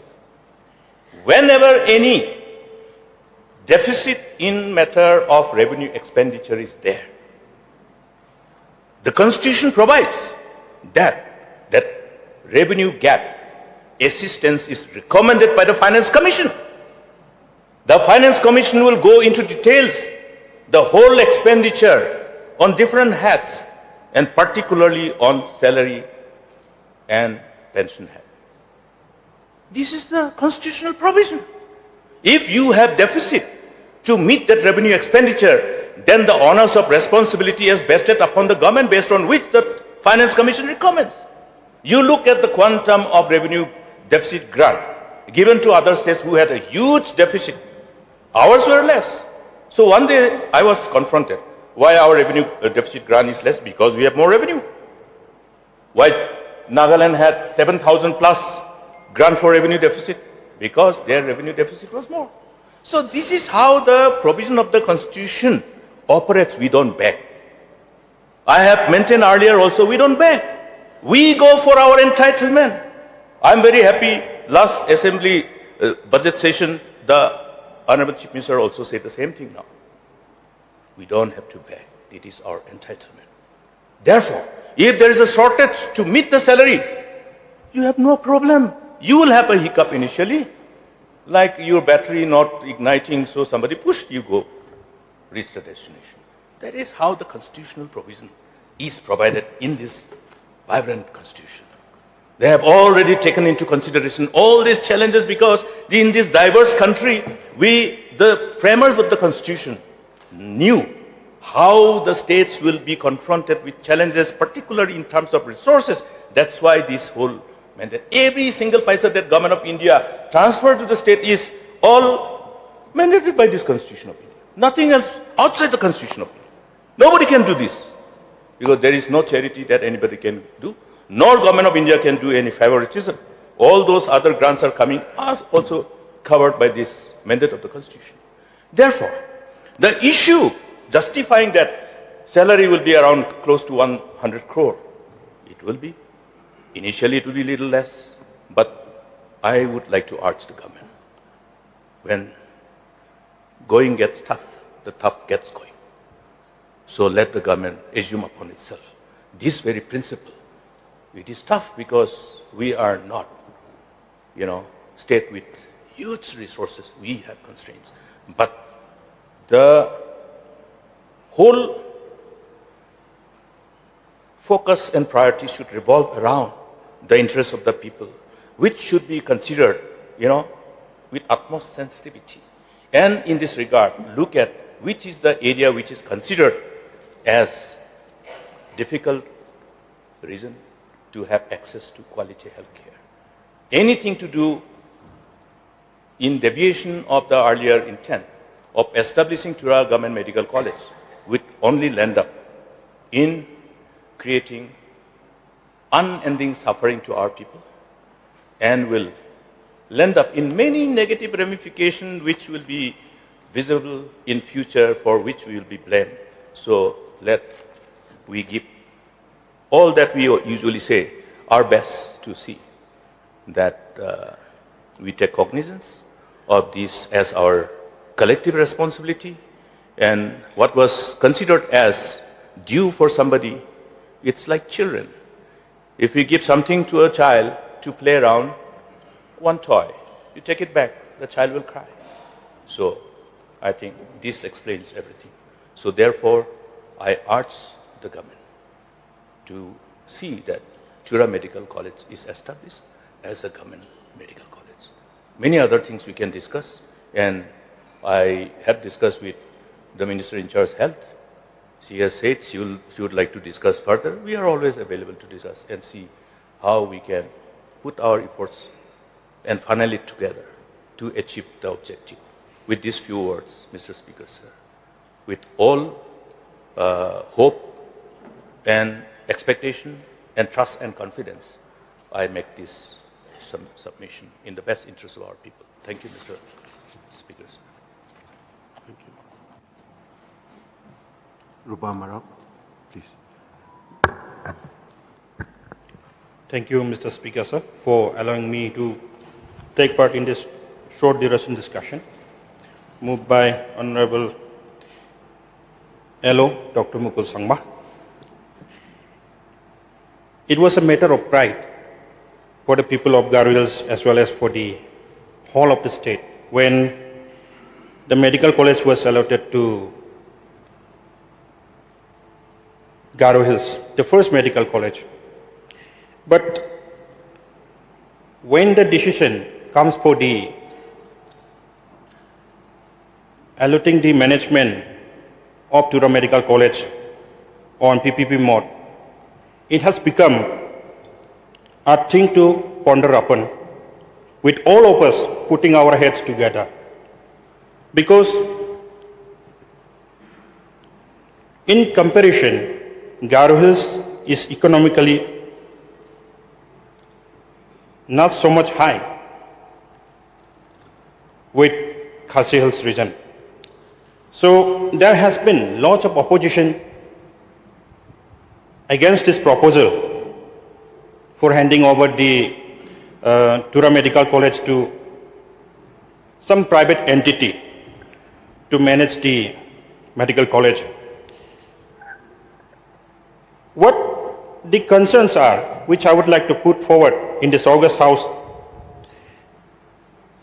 that some of the NGOs, the civil society members, and even the senior citizens, they are putting forward their concerns.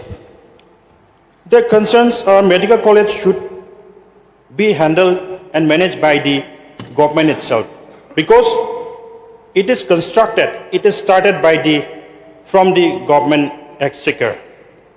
And we have been seeing that in other states, 85% seats are reserved for the students, local students.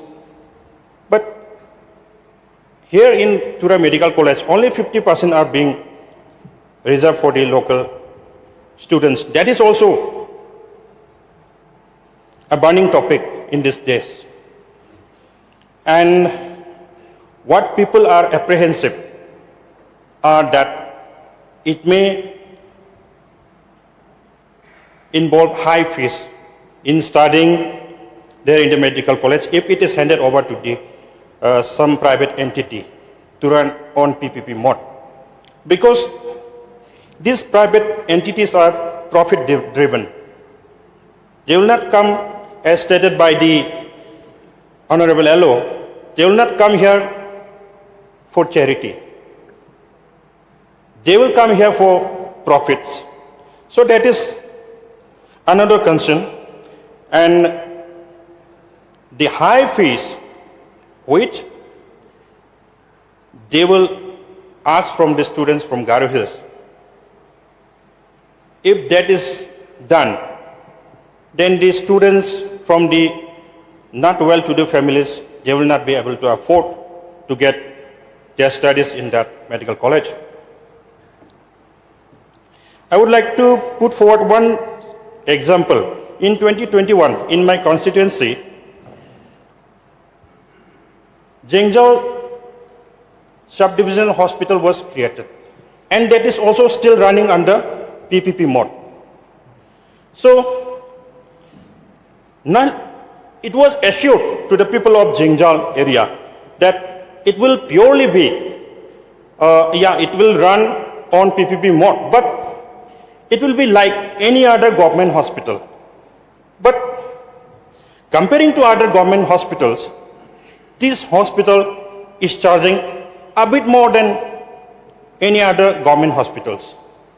So this kind of assurance which the government has given to the people is not there in practical. So I would like to draw the kind attention of the Honorable Minister in charge to look into that matter. And one concern in Jengzal Civil Subdivision Hospital, not even a single birth certificate and death certificate has been issued, because no government MO is there to issue the birth certificate and death certificate. They are still getting their birth certificate and death certificate getting done in Asanang PHC, which is still very far from Jengzal. So please take note of that, Honorable Minister in charge. I have already discussed it with Honorable Chief Minister also when I went to see him, but till today it has not been materialized. So these are the things. Sometimes people from Garo Hills, if such kind of things like Khasi Hills government is taking over the administration of the medical college, and the sister medical college in Tura is left out, and it is being allotted to run on PPP mode. People feel discriminated sometimes. So we should come together and think about this so that people should not feel discriminated. Sometimes maybe some serious issues may arise out of it. Only the Khasi Hills are getting the share, bigger share. People from Garo Hills, they always say like that. And maybe this will be another reason to another serious issue in future. So we should come together, we should think on this end. There is already a discussion which has already been taken by some civil society organizations with our Honorable Chief Minister, but unfortunately that discussion was inconclusive. But hope that discussion will take another time, and this matter and the concerns of the people from Garo Hills will be resolved. With this few submission, I would like to resume my seat. Thank you. Yes, Madam Yani Deshra, please. Mr. Speaker, sir, thank you for allowing me to participate in this short duration discussion. Mr. Speaker, sir, the short duration discussion was brought forward by Honorable Ello, and he has spoken at length about the issues pertaining to the Tura Medical College, and prior to me, Honorable Member from Dadeng as well. So I just have few points that I would like to also put forward to the Honorable Minister. Now, when the Tura Medical College was announced, I think the people, not just the people of Garo Hills, but the entire state were very excited, very happy to hear the news. It was like a glimmer of hope, because the current situation of medical treatment, especially in Garo Hills, is not very good. We all know that. It's not very good, because if we have any kind of serious ailments, we cannot treat them anywhere, whether it is in Tura or other district headquarters, in other civil hospitals as well, or other private hospitals. Even the private hospitals are very limited in their expertise. So therefore, sir, when this announcement was made, it was definitely a glimmer of hope for everyone in the region. Now, the objective of this Tura Medical College was so that every section of the society would get the benefit of this institution. Accessibility was key. Accessibility to all sections of the society. Now, when this announcement from the government that this college will be operational in a PPP mode, it came as a shock. It came as a shock because nobody was anticipating it, and everyone was expecting it to be run by the government. Now, again, we have to understand, the Honorable Member from Dadeng, he has mentioned about the economical drawbacks of the population in Garo Hills. So therefore, people grew concerned about how financially they would be able to afford treatment and to gain benefit out of a medical college that would be run by a private entity.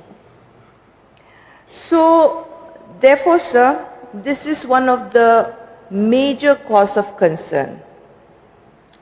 Another point is that regarding the huge investment that the government has already made into the project. It's a huge investment, and the people, they cannot stress this enough, but the investment that has already been made should be directly beneficial to the people. Now, if such a huge after making such a huge investment, if a private partner comes in to readily reap the profits of the infrastructural investment that the government has made, I think that is quite questionable.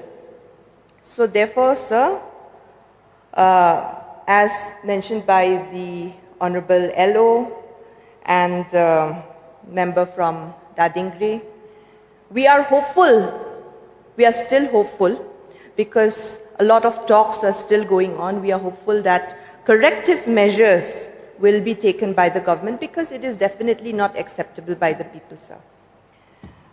So I would like to urge upon the Honorable Minister as well as the government of the day to take corrective action and bring everyone on board so that we avoid any kind of unpleasant incidents in the future, so that everyone, not just in Garo Hills, in all parts of the state, can have access to this Tura Medical College and gain the benefits of this institution. So with these few words, I resume my seat. Thank you, sir. Minister, Honorable Minister in charge, to reply, please.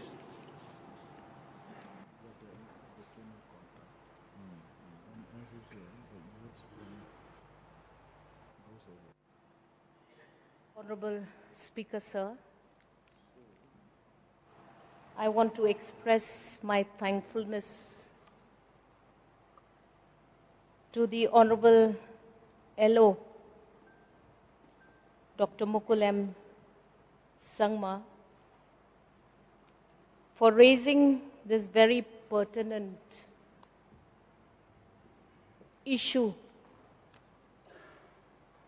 that I now understand the depth, the sentiments of. And before I proceed in defense of the stand that the government, in the leadership of our Honorable Chief Minister, has taken, I want to place on record our thankfulness to the Honorable LO, who for so many years has envisioned and has aspired that the state of Meghalaya must have its own medical colleges.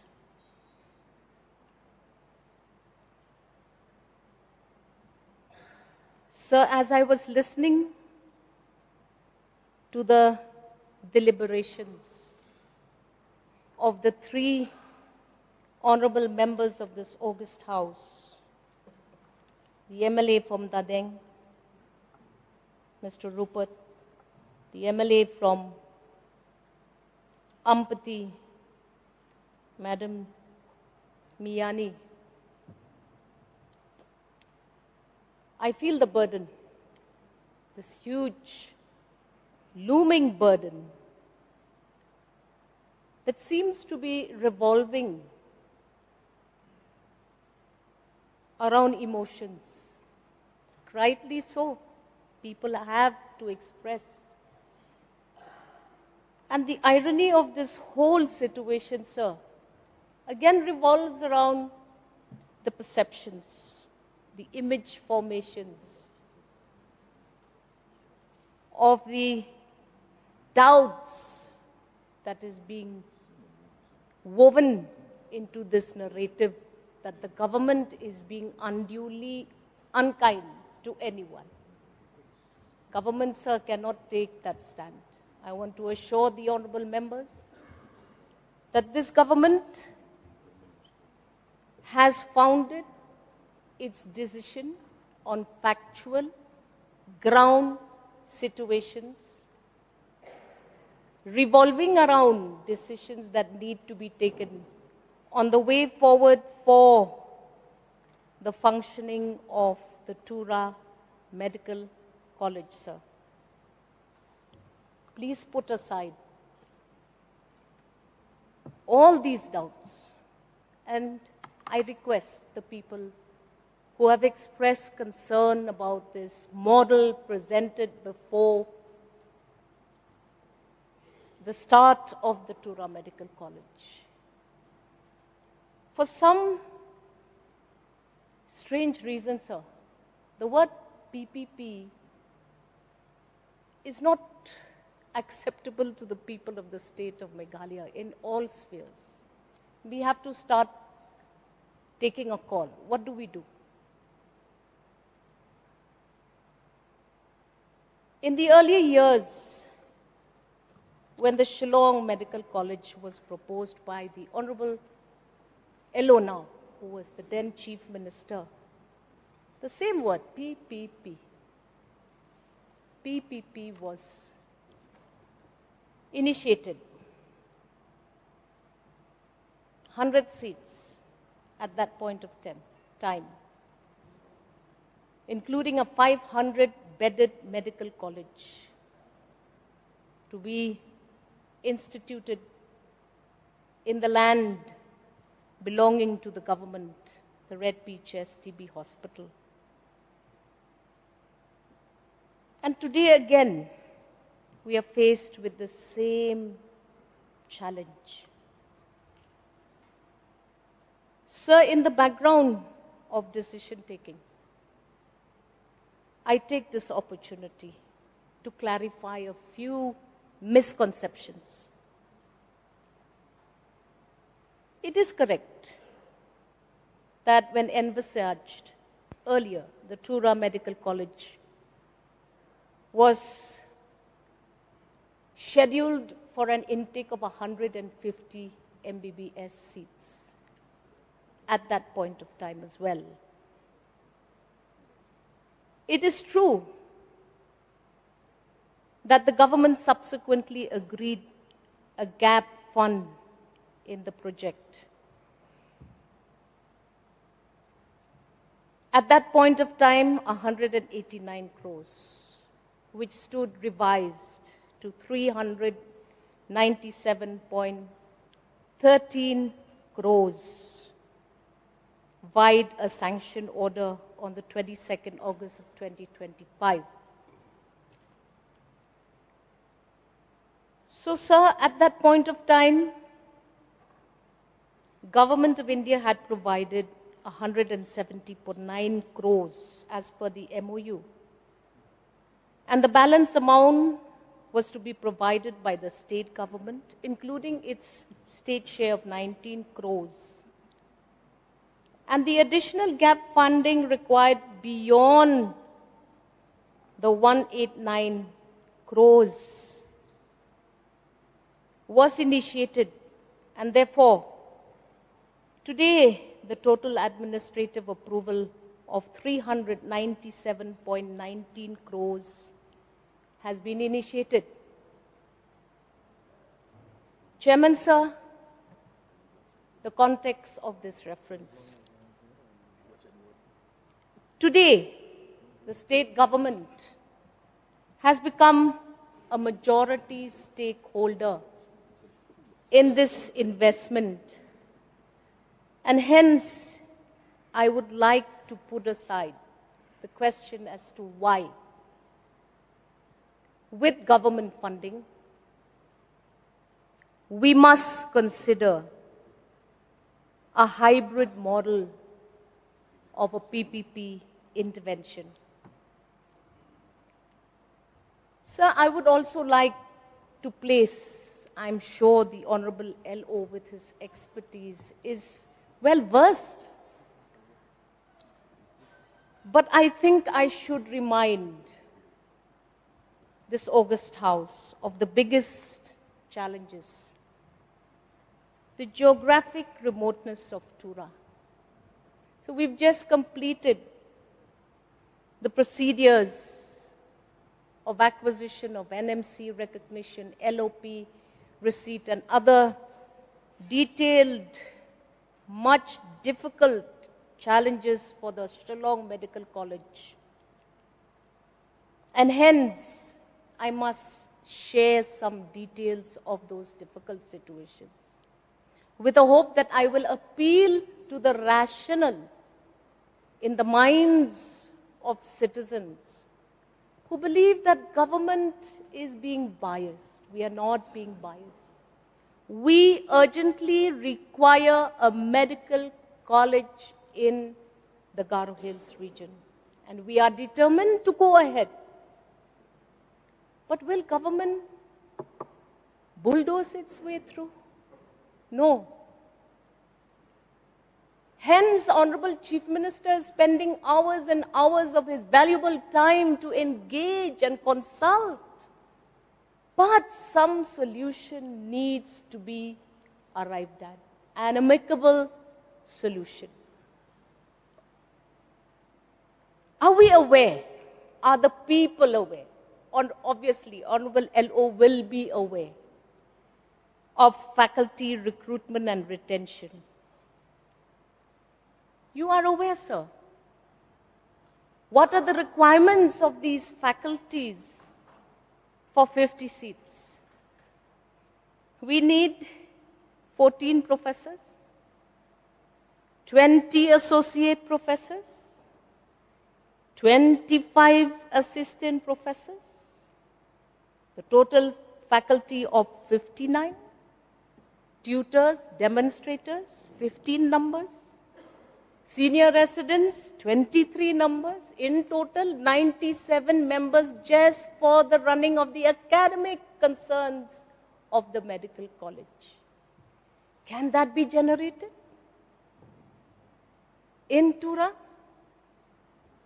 Honorable LO, sir, I seek your intervention on this matter. Is it achievable? How are we going to get to that goal? Tell us. The Honorable Chief Minister, in his wisdom, has thought that this being the greatest challenge, we have to maneuver around this challenge. Where do we get these faculties from, Honorable Chairman, sir? If there is a solution on any plate, please serve it to us. This is a government of the people, for the people. What gives them this authority to say that the government is working away from the needs of the people? If we are talking about the underdeserved, the underprivileged, isn't Meghalaya already such a state in totality? Can we segregate populations and say this population is well-to-do and this population is not well-to-do? No. Hence, we are knocking the door of the government. And within the parameters of operation, we have to come up with a solution. If there is a solution for this requirement of expert faculty, please bring it across. I'm sure the Honorable Chief Minister is patiently hearing you out. But we will not bulldoze. Now, we need to ask the same question that the Honorable LO himself has asked. Are we going to achieve this? Are we going to engage on feelings, imaginations, narratives that are irrelevant to the need of the institutionalization of a medical institute that will help the people of Garo Hills also have equal opportunity? We need to set the record straight, Chairman, sir. Under what imagination Does someone imagine that if a medical college is in Tura, the people of the Garo Hills do not get to study in any other seat assigned to the government of Meghalaya? We are following the roster. Whether you are a Garo, a Khasi, a Jaintia, or anyone from the state of Meghalaya, you have equal access to those seats. We will not marginalize anyone. Everybody is part of that. Also, we must remember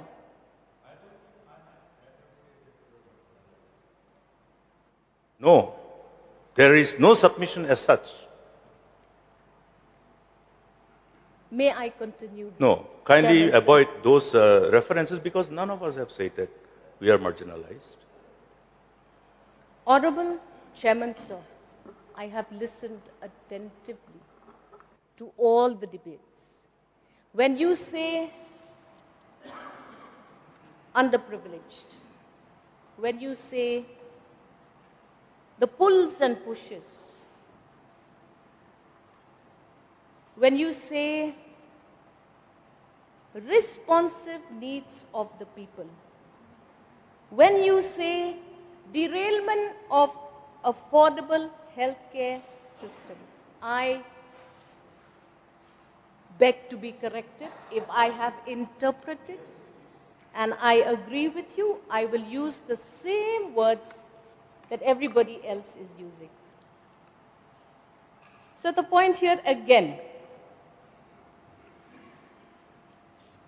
we have to have a sustained compliance with NMC standards, which requires a stable pool of qualified teaching staff. We need, therefore, sir, to engage actively. Honorable Chief Minister is leading the way. We will continue to engage, but some answers need to be given to government to be able to take the correct redressal for this problem. Sir, we also have to remember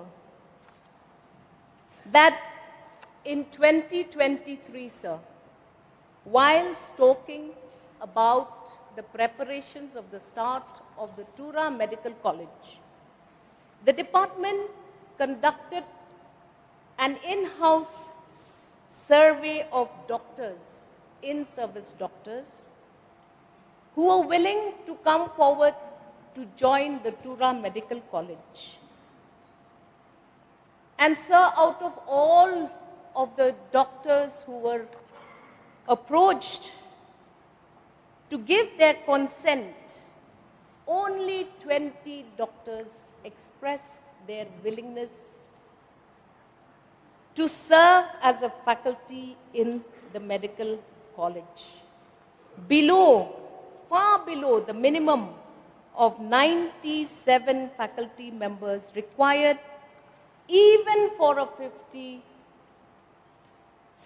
MBBS intake. So when it comes to the proposed arrangement of the consignor operation and management, sir, in this hybrid PPP, which we can call consignor operation and management model,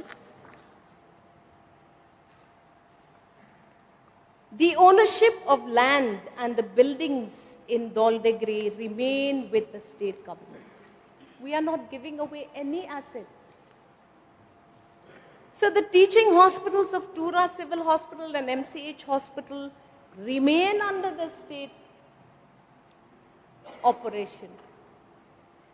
Sir, the consignor will exclusively operate and manage the medical college, leveraging its network to sister medical colleges and hospitals to ensure qualified teaching faculty. So as far as the seat allocation is concerned, 80 seats are reserved under the state quota and 47 are reserved for the management quota and 23 are under the NRI quota.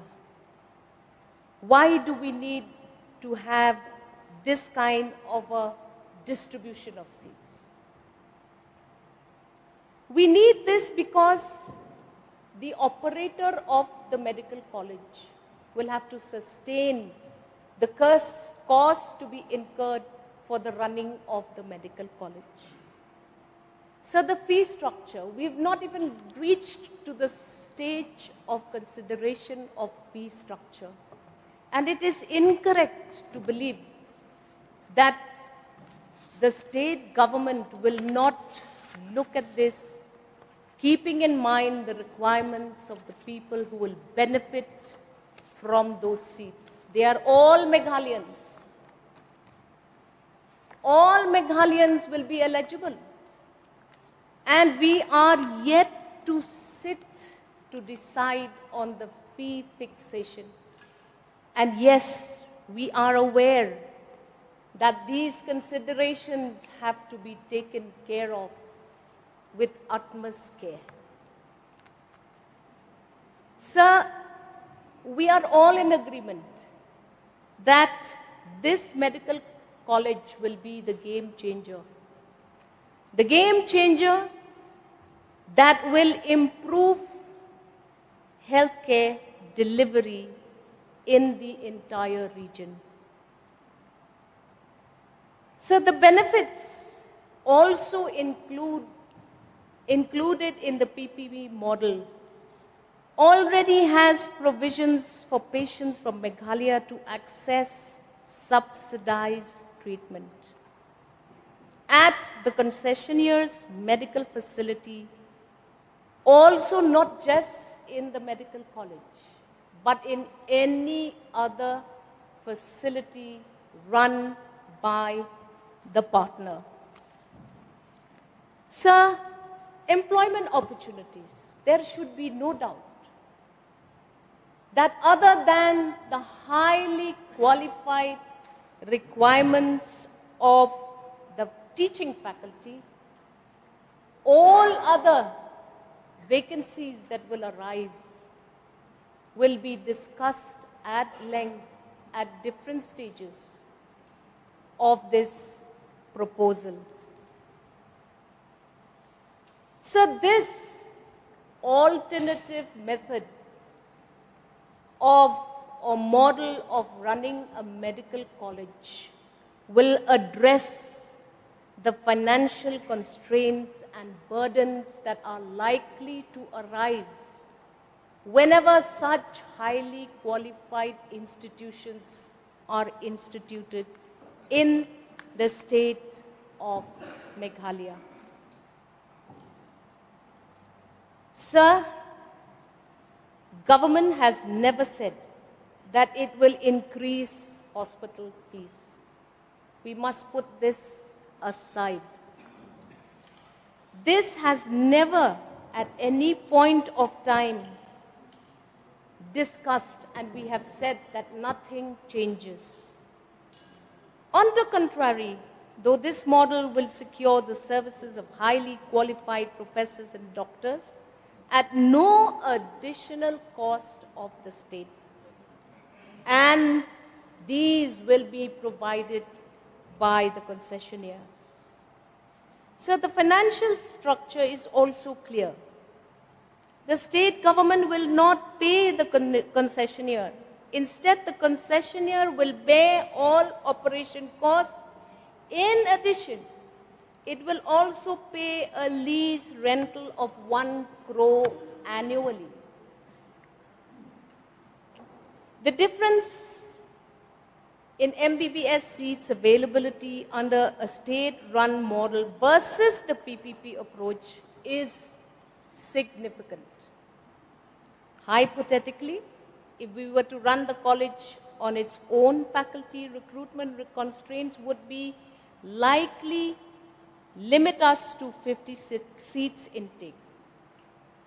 Of these, 8 seats will go to the All India quota, leaving only 42 seats for the state of Meghalaya. So every year, the numbers of applications that we receive for being considered for MBBS quotas under the state quota are increasing. The competition is getting steeper. The aspirations of the people is increasing. More and more citizens want to be doctors. Now, should we provide them that level playing ground? This is the decision that our government, in the leadership of our Honorable Chief Minister, is now willing to take forward. We will take this forward. We will continue to discuss, and we will see that while we discuss the running of this institution, we are dictated by the NMC norms, and we need to comply with those norms. No concessions are done for any state, no matter how remote or how distant it is. Sir, let us also clarify that the setting up of the medical college is highly technical. I'd say the most difficult among all educational institutions. The major obstacle for us here is to get qualified and dedicated teaching faculty in order to maintain a very high degree of professional conduct. Sir, if we go for 100-seat intake capacity, the total faculty requirement will go up to 150. And there are subsequent requirements as the numbers of intakes go up. Sir, these are the facts that I am placing before the August House for its consideration, for its understanding. Let me also inform the August House. Before the government had decided on the hybrid PPP model for Tura Medical College, our Honorable Chief Minister had already engaged with reputed medical facilities and institutions, many, just to name one, the Christian Medical College, Vellore. A request was made by the Honorable Chief Minister to handhold the government to run the Tura Medical College in 2024. However, Dr. Vikram Matthews, Director of CMC Vellore, had regretted their lack of manpower to run such an institution. But they were favorable to consider mentoring the college as and when it comes up. Notwithstanding this, the process of the project cycle is almost completed, but not concluded. We are yet to sign the concessionaires agreement, and there is still room for deliberations. The state government is committed to protecting the interests of our aspiring youth, and in its rightful wisdom is doing everything that it thinks is ideal for the future of the state and its people. State government will make all efforts to function it like the Shillong Medical College, provided we have sufficient human resources for getting the NMC approval. We may still consider it correct to engage actively. Take this forward. Let's take the people on board so that we do not seem to be displeasing or not listening to any opinion that is being made in this matter. I reiterate, no cost will be increased for treatment of patients. We are looking at the MOU and signing all of these considerations very mindfully. And at this point of time, we look forward to this discussion resulting positively. I thank the honorable members, the Honorable LO, Dr. Mukul Sangma sir, Rupa Marak, and Madam Miani for giving us some insight as to what is being discussed on the ground. I hope that we will be able to jointly attend to all of these imaginations, or is it, I don't know what to call it, Honorable Chairman, because I think the narrative is going all wrong. We want it to result fruitfully, and we look forward to opportunities to re-meet with everybody who has any valuable suggestion to give us. And I have said, in Shillong, the annual fees, including hostels, has been fixed to 30,000 per annum, and then 29,000 for the subsequent years. We should not doubt the government.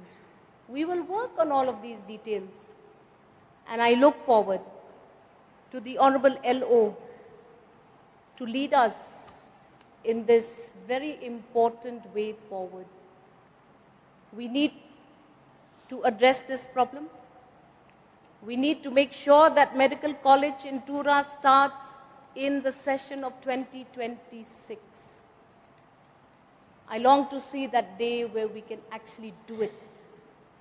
And with these attempts on my part to explain to the best of my capacity, I welcome all suggestions on behalf of the government, and I look forward to see the day that we can inaugurate session 2026 in the Tura Medical College. With these few submissions, Chairman, sir, I resume my seat. Thank you. Dr. Mr. Chairman, Sangma, Chairman, Leader sir. of the Opposition, you may seek one clarification first. Chairman, sir, if I may be also permitted to supplement the points that have been mentioned in a very, very articulate manner by the Honorable Health Minister. The only reason I feel compelled to add to what has been already very well, as I said, articulated, is because this is something that's very close to my heart also. Sir, I will not go into too much of details, but I would like to rather clarify again on few of the concerns that people have raised. Sir, in the first instance, as a government, it is always our top priority to ensure that our people get the best service possible. After we have examined the entire process of activating and operationalizing the Shillong and Tura Medical College, many challenges came in front of us, many. And it has been our endeavor from day one to try and make both the colleges to be run by the government. I want to make that very clear, sir. Our leader of opposition had been mentioning about the PPP mode that came up during his time in Shillong. And I'm sure that he went through the same deliberations and thought processes that we are going through today, and reached to the conclusion of having the PPP mode in Shillong because of the challenges that were there financially, infrastructure-wise, and so many other areas, and manpower most importantly. And therefore, this is something that any government of the day would have to obviously look at, balance it out, look at the practical aspect of things and move forward. So without going into details about the PPP in Shillong, way back in 2017 or before that, that government during the chief ministership of our current LO had discussed, there were so many facts, and I don't want to bring out all those facts right now, including issues of finance and all those things that were there, and seats that were meant to be given to the state. So there were different factors that were there, and based on those situations, those decisions were reached. So therefore, it's always very complicated for a government to move forward, keeping in mind the aspirations that the people have, that the medical college must start. Why has it started here and why hasn't it started there? Those kind of issues and concerns also are in front of us, that if they have to start, we should figure out a way in which we can do it at the earliest. Many governments have tried in the past. It's been 52 years, and I would not be wrong in saying that we are the only state that did not have a medical college in the last 52 years. Now the private medical college one has started, and now the Shillong Medical College has been given the permission by NMC, and we are hopeful that we'll be able to take forward the Tura Medical College also. So sir, I just want to give that background on why we are moving forward. Honorable Minister has already explained that we have been approaching different organizations, different agencies to see how we could possibly make this operational. To the extent that we even did a survey among the doctors who are serving to find out their willingness. And when I say willingness, sir, it does not mean that they are qualified. They are willing, but they have to be qualified also. The 20 of them were willing, but some of them were actually not even qualified. So there is a huge challenge when it came to the manpower, and this was specifically, as I said, for the Tura Medical College. Sir, at the same time, for Tura Medical College, just to share, I think yesterday, just like to remind, Honorable LO had mentioned about his constituency, and he was quite agitated, we all remember, when he mentioned that there was no doctor in the PHC. And that is a fact, sir. And we shared with everybody that we are working towards it. We have appointed 500 doctors in the last 3-4 years.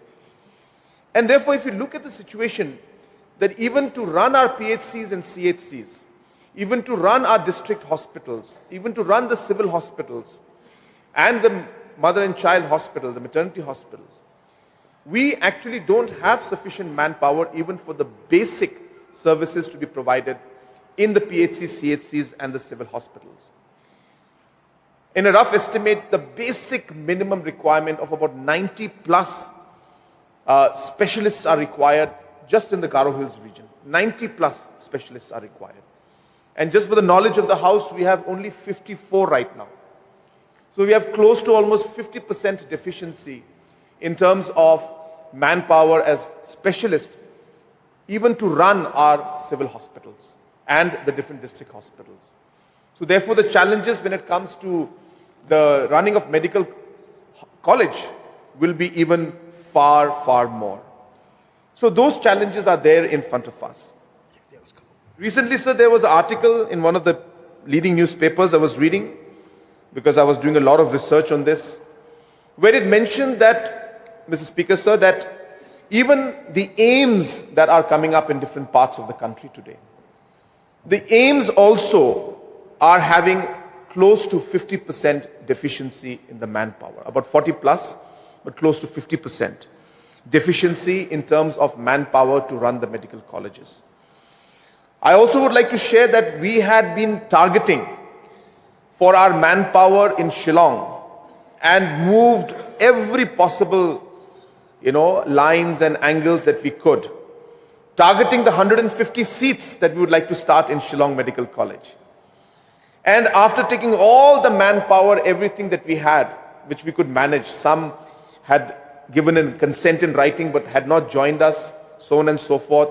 Some wanting to join but they're not very sure. Some who have joined but already are saying that they don't want to stay and they want to leave. So many problems like these we are facing in Shillong. And in spite of us targeting and applying for 150 seats and having a manpower that is almost 80%, as per the requirement of NMC, the NMC gave us only 50 seats. So we are struggling to even activate Shillong Medical College, is what my point is. So, sir, this is a very, very genuine and realistic problem that we are seeing. The manpower issue is not just something we are just trying to make up. It is a genuine issue, and I'm sure the LO, being a doctor himself, being a person who's very much involved and has knowledge about the medical sector, will tell you. And I'm sure he knows that it is not an easy task. He has said it in his statement. But he has also said that, yes, we have to try. So therefore, we tried. We have gone for all possible options. We have spoken to our own doctors. We have spoken to some of the hospitals which are more for not-for-profit hospitals, and asked them that would like to partner with us, work with us. And from every angle, we have got a negative response. And obviously, time is ticking. I was telling and sharing with some of the members while discussing this, that even if we are able to finalize things now, the first batch of doctors will come out in 2033-34. So therefore, every year we are losing time. Right now we have about 90 seats that we have. We have 90 doctors who come out every year, which is a huge deficiency. With the 3 medical colleges, one private and 2 from semi-government and 1 government, we're hopeful that we had hoped that number will be touching 400. But again, as I said, NMC gave us a disappointment. Instead of giving 150 seats, they saw our manpower in Shillong. They said, nothing doing. We can't give you 150. You start with 50. So this is the kind of realistic challenge we face for the manpower, and it's a real challenge. We have tried our best. We are still trying, and we're hoping that we'll be able to overcome it. But the issue is that do we wait till we are able to get the manpower, which may take us maybe 4 years, 5 years, even 10 years down the line, with the ambiguity and non-clarity of when this manpower requirement will be met. So do we wait for that, or do we go ahead with this decision and say, look, whatever the case may be, at least we are able to get 80 seats that we're targeting, or 63% of the total seats that the NMC will finally give us. That is the decision and dilemma that we have. And while we have that dilemma, sir, I want to clarify just 3-4 points, very, very short. So first issue was regarding the fees. Everybody has been talking about the fees. In fact, I saw one sheet. I don't have that with me right now. I think Honorable Minister's file will have that sheet. There was a table of comparison between AIIMS, state government, and private medical college. It said private medical college. It did not say a hybrid, partnership between government and private. It said a private medical college. Yeah, this was a sheet. And in this comparison, which I don't know, sir, who has made this, but they mentioned that the tuition fees for the MBBS, if run by the private medical college, will be 50 lakhs to 1 crore. And I think this is really bothering the people a lot. So let me make it very clear on the floor of the House that for those 80 seats, the 63% of the seats that we intend to move forward with, of course, based on discussions that we are doing. That's why Honorable Minister has mentioned that we have not signed the agreement, but we have a decision to move forward, or after obviously deep consultation with all our stakeholders and carry everybody along. So I want to make it clear, we are a government that has always believed in taking our people along. We believe that there are some misconceptions. We want to resolve and clarify those misconceptions. So first one is this tuition fees. Honorable Minister just mentioned that in Shillong Medical College, the fees will be 30,000. So there is nothing to stop us to make the Tura Medical College also 30,000. I'm saying it right now on the floor of the House. But there is a process. And the process is, there is a committee that is set up. That is what the law mandates. And this committee then studies the entire process and then proposes to the government that this should be the fee. Now, it will be incorrect for us to jump in and simply say that now this is the fees it's going to be. Now, how do we handle that? Very simple. If the fees committee tomorrow comes up and says, for the government quota, the seats should be at 5 lakhs, for example. Government will come in and subsidize, pay 4.7 lakhs for every student from our side, from the state, so that the student has to pay only 30,000 rupees. It's as simple as that, sir. So there is no question of 50 lakhs or 1 crore that the students will have to pay for the state quota, that is 63%. But there is a management quota, sir. And in the management quota, there is again a fee structure that is prepared by this fees committee. And when the members were saying which private party will come for charity, yes, sir. They have a cost to run. They have to manage the doctors, they have to manage the professors, they have to manage the associate professors. And that is why that 37% of the rest of the seats that are there, I think it's less than 33%, 37%, because some seats go for NRI quota or something. But whatever the rest of the percentage that will go in the management quota, the fees committee will decide that fees. For those students, it will be a different structure. And that is something that the fees committee and the management group that is there, they will decide, sir. But our 80 students will not be impacted by that fees. That is the clarity which we'd like to make. Our students will pay the 30,000, which is being paid in Shillong Medical College. If the fees committee says we have to pay 5 lakhs, government will come in, we will subsidize 4.7 lakhs so that the student has to pay only 30,000 rupees. So I want to make that very clear, sir, very clear. So please have no inhibition or no kind of confusion that tuition fees will be 50 lakhs and 1 crore if this kind of a hybrid model is coming. Second, sir, I want to be very clear. Honorable LO has also clarified that for a medical college to start, there has to be a hospital that's attached to it. And it was based on his suggestions, as he mentioned in his speech, that this was taken up at a national level. And therefore, for this medical college to start, the civil hospital Tura and the maternity hospital, the MCH, was the hospital that was attached to this medical college. Now, so there is a misconception here that the private party will come and run this medical college, will run the civil hospital and MCH. Sir, absolutely incorrect. The hospitals are being run right now and will always be run by the superintendent and by the department and by the doctors who are appointed by the government. Only the students will go and have their practice or whatever the medical and academic requirement is there. And that is a good thing for civil hospital and MCH because the manpower will come and serve there. But the people will get the service at the same cost that they have been getting in the past. And MHIS and other cards will also continue to work as they are right now. And the rates at which the government is providing the service will continue. So there is no question of private party coming in and taking over the services. And as mentioned out here, that hospital charges will be at market or semi-market rate. Sir, in civil hospital and MCH, it will be at government rate. There is no ambiguity about that. Now, what happens next?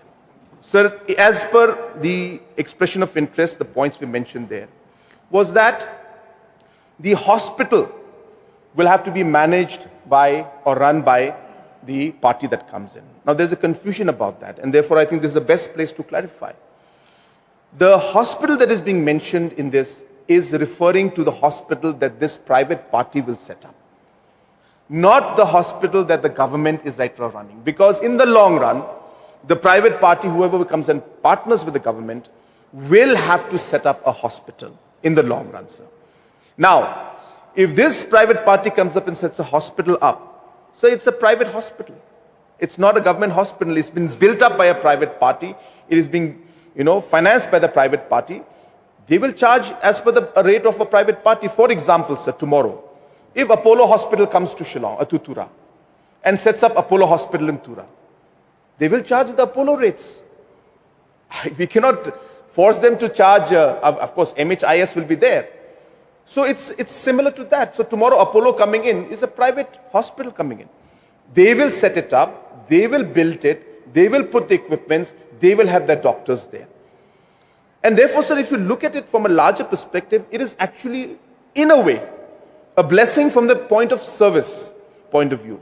So I don't want to quote this, but of course some of our MLAs, I don't want to name, MLAs, they had certain health issues. And, they had treatment, but the treatment, needed further examination and further, operation and procedures. And they were sent to different hospitals in CMC, Vellore and other parts of the country. And therefore, sir, tomorrow, if these kind of setups and hospitals are coming in by the private guys, hopefully our patients will not have to travel all the way to CMC, Vellore or to Hyderabad or to Mumbai, and the overall health facilities will upgrade, will improve. Private party has to come in to provide the services. So can you imagine the people have to travel all the way to CMC, Vellore, all the way to Mumbai, the travel expenditure, the staying expenditure, the entire stress of being away from home. If these facilities come to Meghalaya, if they come to Shillong, if they come to Tura, the patients who can afford will be happy. My point here, sir, is important to segregate. I think we are trying to combine government facilities with the private facilities. We need to look at them separately. The government facilities will remain as they are. There is no question of... Sorry? Can we wind up this discussion? Sir... Yeah. I think there will be enough platform because we will have to be discussing again and again. Sir, when he was talking, it's okay for him to take as much time as he wants. No, because when we have also sir, some other important items. If you have the passion to ask, you must have the patience to hear. Please, sir, this is an important topic. If the Honorable Speaker extends the time, we have no problem. So I'm clarifying the points. For all other private members' business, including the resolution. Sir, I don't know, sir. This is very unfair, I must say. Because, you ask things, but then you don't have the patience. Sir, I have to take time. This is something we have important. Patience. We can hear for 2 hours also, no problem. Please do. So, sir, keeping that in mind, the people and the members have to realize that they are always saying the rates will go up. The rates will go up. Sir, the rates will not go up for government service, not go up for government procedure, will not go up for government hospitals. They will remain as they are. When a party comes in and sets up their own hospital, now if you say that rate will go up, so that's the private party's prerogative. It's not something because they have invested in it. And as I mentioned, tomorrow Apollo Hospital comes in, they will set up, so they will charge as per their procedure. Government has not helped them in any way to set that hospital up.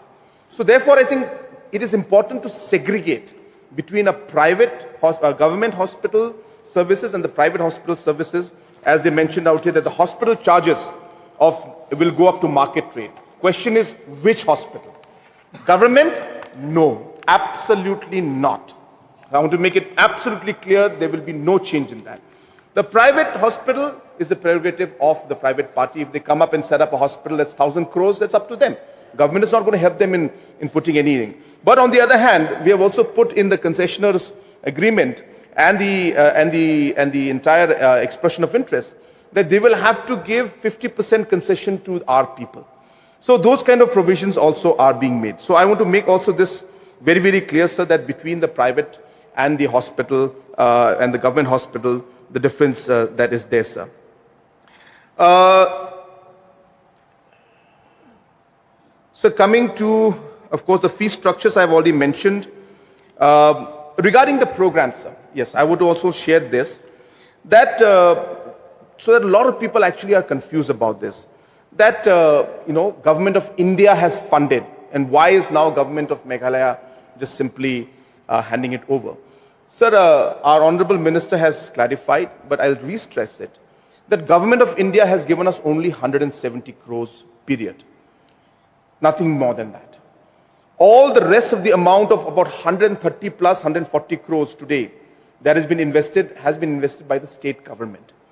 There is no support from Government of India in terms of the salaries to be paid. The Honorable LO had got into an exhaustive explanation about Finance Commission. So we are all very much aware about Finance Commission. I can go into details and spend another hour and a half explaining how the Finance Commission works.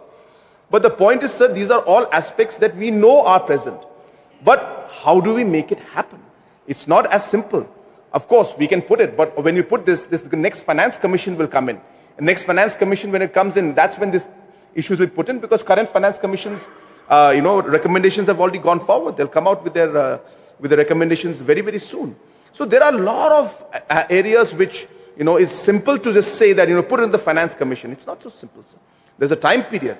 It'll take about 7 to 8 years, 9 years to do it. Now, the question is also not about money as much as it is about availability. Now, obviously, sir, if it's a question of money, we have to pay 10%, 15%, 20% more. Yes, government is willing to go ahead and give that extra amount. But we need the manpower's availability. And again, I repeat that the larger question is the availability of the manpower. Even if we want to pay, the people are not ready to come. That is where we are stuck, sir.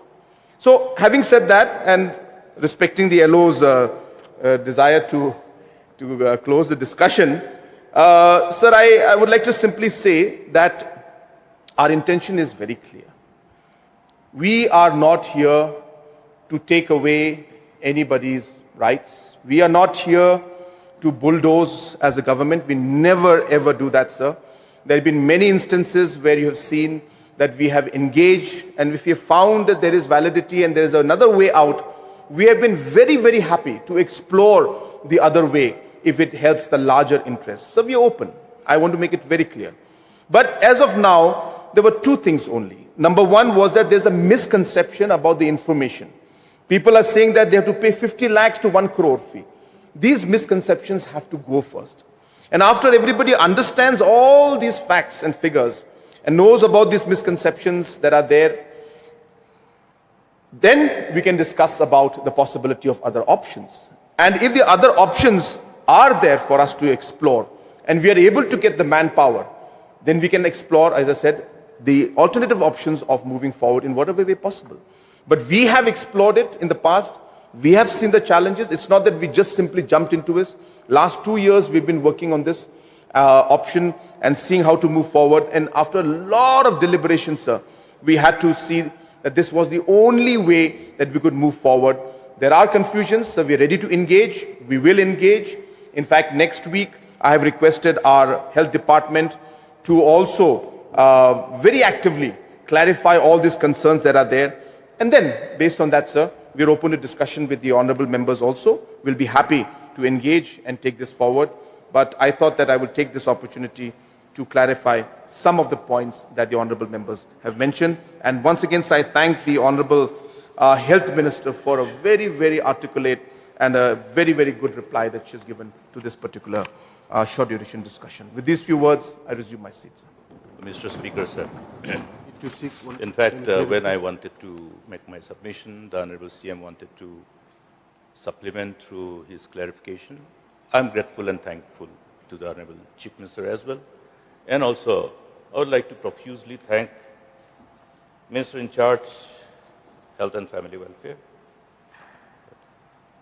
for having been very elaborative in the whole reply. In fact, it is not something that is not within the domain of our knowledge. Yes, like what Honorable CM has rightfully referred to. We know the constraints, we know the challenges, but have we explored all the possibilities. That is one thing. And another thing is that let us not go only by what is in circulation in social media. I think there may be some sources which may be circulating certain kind of information, but that is where we need to be more cautious. Because this particular project, again, we have to also look at the background of the project which was conceptualized and how it has been referred to. First thing about that hospital.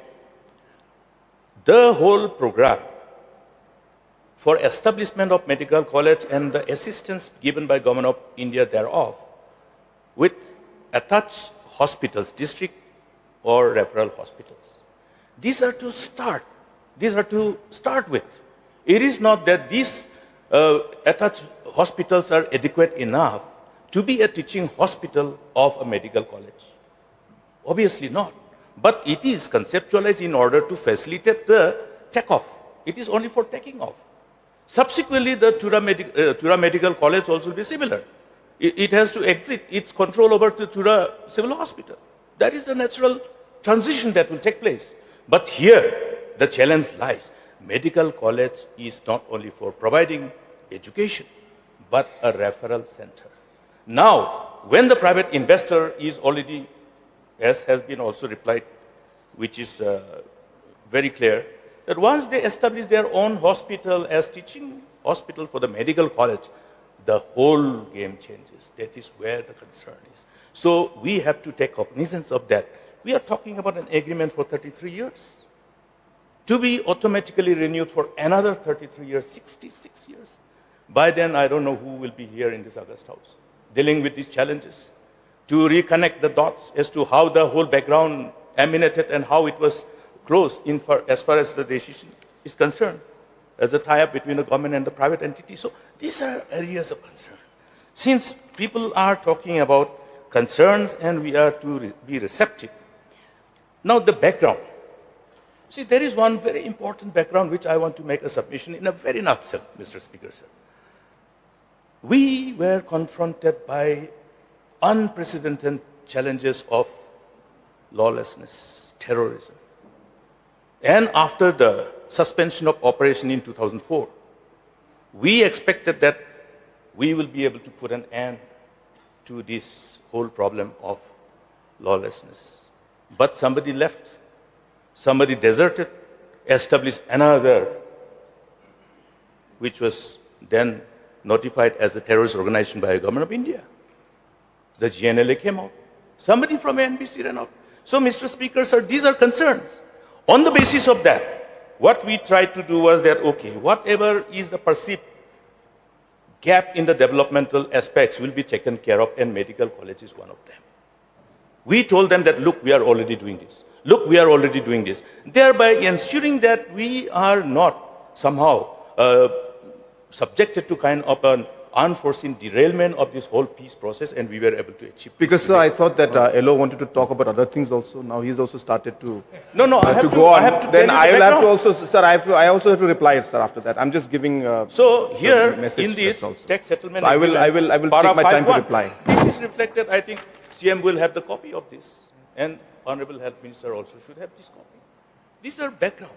You know how we restored peace, how we ensured confidence, instilled confidence and trust to have a sustainable peace. Therefore, the background is also required to be understood. Therefore, challenges notwithstanding, let us discuss. Let us find out.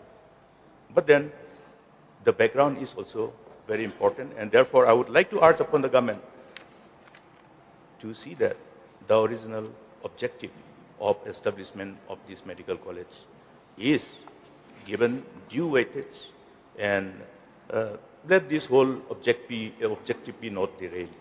Derailment I refer to is because of the delay also. Because we delayed. And delay is for whatever reasons we delayed. So these are all contributory factor for what we have come now. But we explored all the possibilities? Have we explored this particular provision which was referred to by the government policy? Enhancement of age limit for appointment. Was it done? Yeah. So all these things are important, and how we explore all other ways and means of getting faculty members.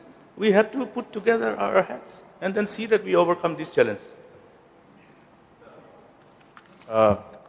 So as mentioned, sir, by the Honorable LO, that all the options, he just mentioned that we should have explored the option of increasing the age limit. We have already done it. We have already increased the age limit to allow the doctors to be able to continue their service because the number of doctors is less. So we are exploring every possible option. So I even mentioned, I think Honorable Minister mentioned that we also have explored the option of talking to not-for-profit hospitals to engage with us, to help us and support us so that we can make this functional. They have denied. We have spoken to our own doctors and asked them that would you be willing to come in and join us to run this medical college, and most of them have denied. So that is the kind of situation we face. We've done our homework in the last 3 years. But yet, sir, we are not going to say that we're going to stop. We will continue to engage. We'll continue to find options. We'll be happy to explore what it is. And the last point, sir, which I wanted to mention about the hospital aspect, which Honorable LO had mentioned, is that is exactly our point, sir. Today, if this comes up as a government college, now, for example, if Shillong Medical College is there, so the civil hospital will remain to be continued to for as long as possible. So therefore, the question of us putting up a new hospital from the government expenditure as of now doesn't arise, because we will not have that kind of resources immediately to build up a completely new hospital. So therefore, in Tura also, if we do not have this hybrid model, the referral hospital will continue as civil hospital and MCH. We will not get a new hospital, we will not get new manpower there. The doctors who are there already teaching in medical college will continue to be working in the civil hospital, and that system will continue. So the question of a larger hospital coming up will not arise because the funds are not that there. Provision I have already said during my submission. It is there. No. This is more becoming like a, I don't know, this is not a short duration discussion anymore. Sir, they made it long, sir. I have to also reply long. Provision is there. That's why I'm telling you. Sir, the provisions, sir, we are going to explore all provisions. I'm not saying we're not going to explore. But it's not as simple as just simply saying that, these provisions. So therefore, there are complications. And as I said, we're happy to engage in this. But I am again reiterating, sir, we have got a huge challenge of manpower, and that is really the biggest challenge in front of us. And I'll be happy if we can get suggestions on how we can move forward in this. We are happy to engage. And as I said, when it comes to treatment and when it comes to the fee structure of our students, there should not be any confusion in this. The students will pay only the government fees. What is being paid in Shillong Medical College, 30,000 is what the students will pay. Our students will pay in Tura Medical College also. Thank you, sir. Okay. Now we come to item number 5, resolutions. Now we will take up resolution number 1. Dr. Mukul Sangma, Leader of Opposition and MLA. You want me to read out the entire thing, or you will move yourself? Yes, Mr. Speaker. Because I think the chair only wants to shorten the time. Everyone wants to speak. Mr. Speaker, sir, you have always been considerate. Sir, most of the times, even the members not even appealing for extension, you have understood that this is the place where deliberations and discussions should take place in the best interest of the state, and you have always been considerate in extending time. So I thank you for enabling me to move this resolution. Mr. Speaker, sir, I beg to move this resolution under the relevant rules of procedure and conduct of business. Mr. Speaker, sir, whereas the 3 autonomous district councils, namely Khasi Hills Autonomous District Council, Janjai Hills Autonomous District Council, and Garo Hills Autonomous District Councils, are established under the mandate of the 6th Schedule of the Constitution of India and are vested with power and responsibilities for effective administration of the 6 scheduled areas of the state of Meghalaya. And whereas the ADCs require to fulfill the objective as enshrined in the 6th Schedule of the Constitution of India, in the best interest of the scheduled tribes of the state of Meghalaya. And whereas the objective of the mandate of the Constitution of India requires ADCs to fulfill responsibility towards preserving and protecting the identity of our tribal people in respect of our rich tribal heritage, tribal land and resources within the 6 schedule area, including the administration of justice as per the customary laws and traditions for overall welfare and interests of the tribals of the state. And whereas the ADCs are till date not adequately supported to ensure financial stability for fulfilling the constitutional responsibility, thereby failing the objective of the 6th schedule of the Constitution of India. And whereas there is a genuine need for ensuring predictable, viable source of revenue for the ADCs in the state for their financial stability, and whereas the state legislature has enacted the Meghalaya State Finance Commission Act 2012, which is self-explanatory, and whereas sub-clause BB and sub-clause C of clause 3 of the Article 280 of the Constitution of India provides measures needed to augment the consolidated fund of a state to supplement the resources of, number one, panchayats of the state, and number two, the municipalities in the state respectively, on the basis of the recommendation of the finance commissions of the state. Now, therefore, this House do resolve to urge upon the Government of India to amend the Article 280 of the Constitution of India and add additional subclause under clause 3 of the Article 280 of the Constitution of India to empower and enable the Union Finance Commission to recommend measures needed to augment the consolidated fund of the state to supplement the resources of the ADCs in the state on the basis of the recommendation made by the Finance Commission of the state. Motion moved. Now you may initiate the discussion, please. Mr. Speaker, sir, this issue is before all of us, and we are all aware of the challenges being faced by the ADCs in respect of planning and implementing various programs for the welfare of our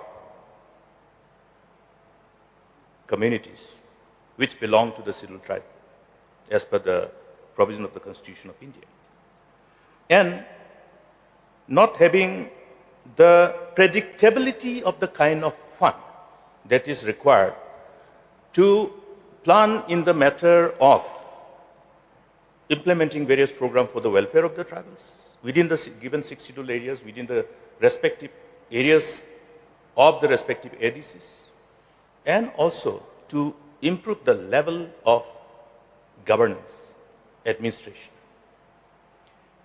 This is pertinent and is confronting the challenge, the state and the ADCs. Now, in order to ensure that days ahead we are able to navigate through these challenges, in view of the provisions of the Constitution which is enshrined in it, specifically for the welfare of the scheduled tribes and for the purpose of supplementing the effort of the ADCs in improving the level of governance. Now, when we talk about this, whether there is a provision in the Constitution, because everything that we do in the matter of any proposal for spending of fund from the public exchequer, it is all governed by the mandate of the Constitution. We are all aware of this. We are all lawmakers. Now, even the finance commissions, the union finance commissions, have very elaborately reflected these concerns of the states, which were based on the engagement with respective states where we have the ADCs and 6 scheduled areas. Whether we refer to the recommendation of the observation and recommendation of the 10 Finance Commission, the 11 Finance Commission, 12 Finance Commission, 13 Finance Commission, 14 Finance Commission, 15 Finance Commission, and now while we are awaiting the recommendation, observation and recommendation of the latest Union Finance Commission. However, over the years, somehow or other, this very crucial responsibility, which is vested upon the state of Meghalaya and other states who have ADCs within the domain of the jurisdiction of the state, which almost covers almost 90+% of the whole area of the state, excepting the municipality area in Shillong, as it was notified in the Act itself at the time of creation of the reorganization of the state. Now, I would like to refer to this very provision of the Constitution, which refers to the Article 275.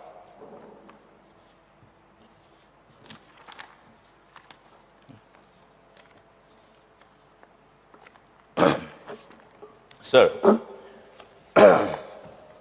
this is which is relevant to us. The clause 1 of Article 275. Otherwise, we usually refer to it as Article 275(1) of the Constitution of India, which mandates the Parliament. I would like to refer to the content of this article. Such sums as Parliament may by law provide shall be charged on the consolidated fund of India in each year as grant in aid of the revenues of such states as Parliament may determine to be in need of assistance, and different sums may be fixed for different states. Provided that there shall be paid out of the consolidated fund of India as grants in aid of the revenues of a state, such capital and recurring sums as may be necessary to enable the state to meet the cost of such schemes of development as may be undertaken by the state with the approval of the Government of India for the purpose of promoting the welfare of the scheduled tribes in the state, or raising the level of administration of the scheduled areas therein to that of the administration of the rest of the areas of that state. Now, the interpretation is also reflected by many of the observations and recommendations of the Finance Commission. Different Finance Commission. There are too many. And every Finance Commission has referred to it.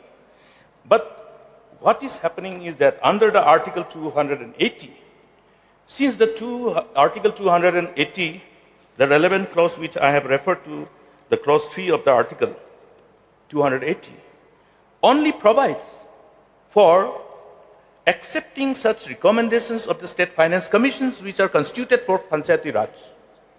And also, the subsequent provision is to accept the recommendations of the state finance commission by the Union Finance Commission to recommend to the union government on the municipalities.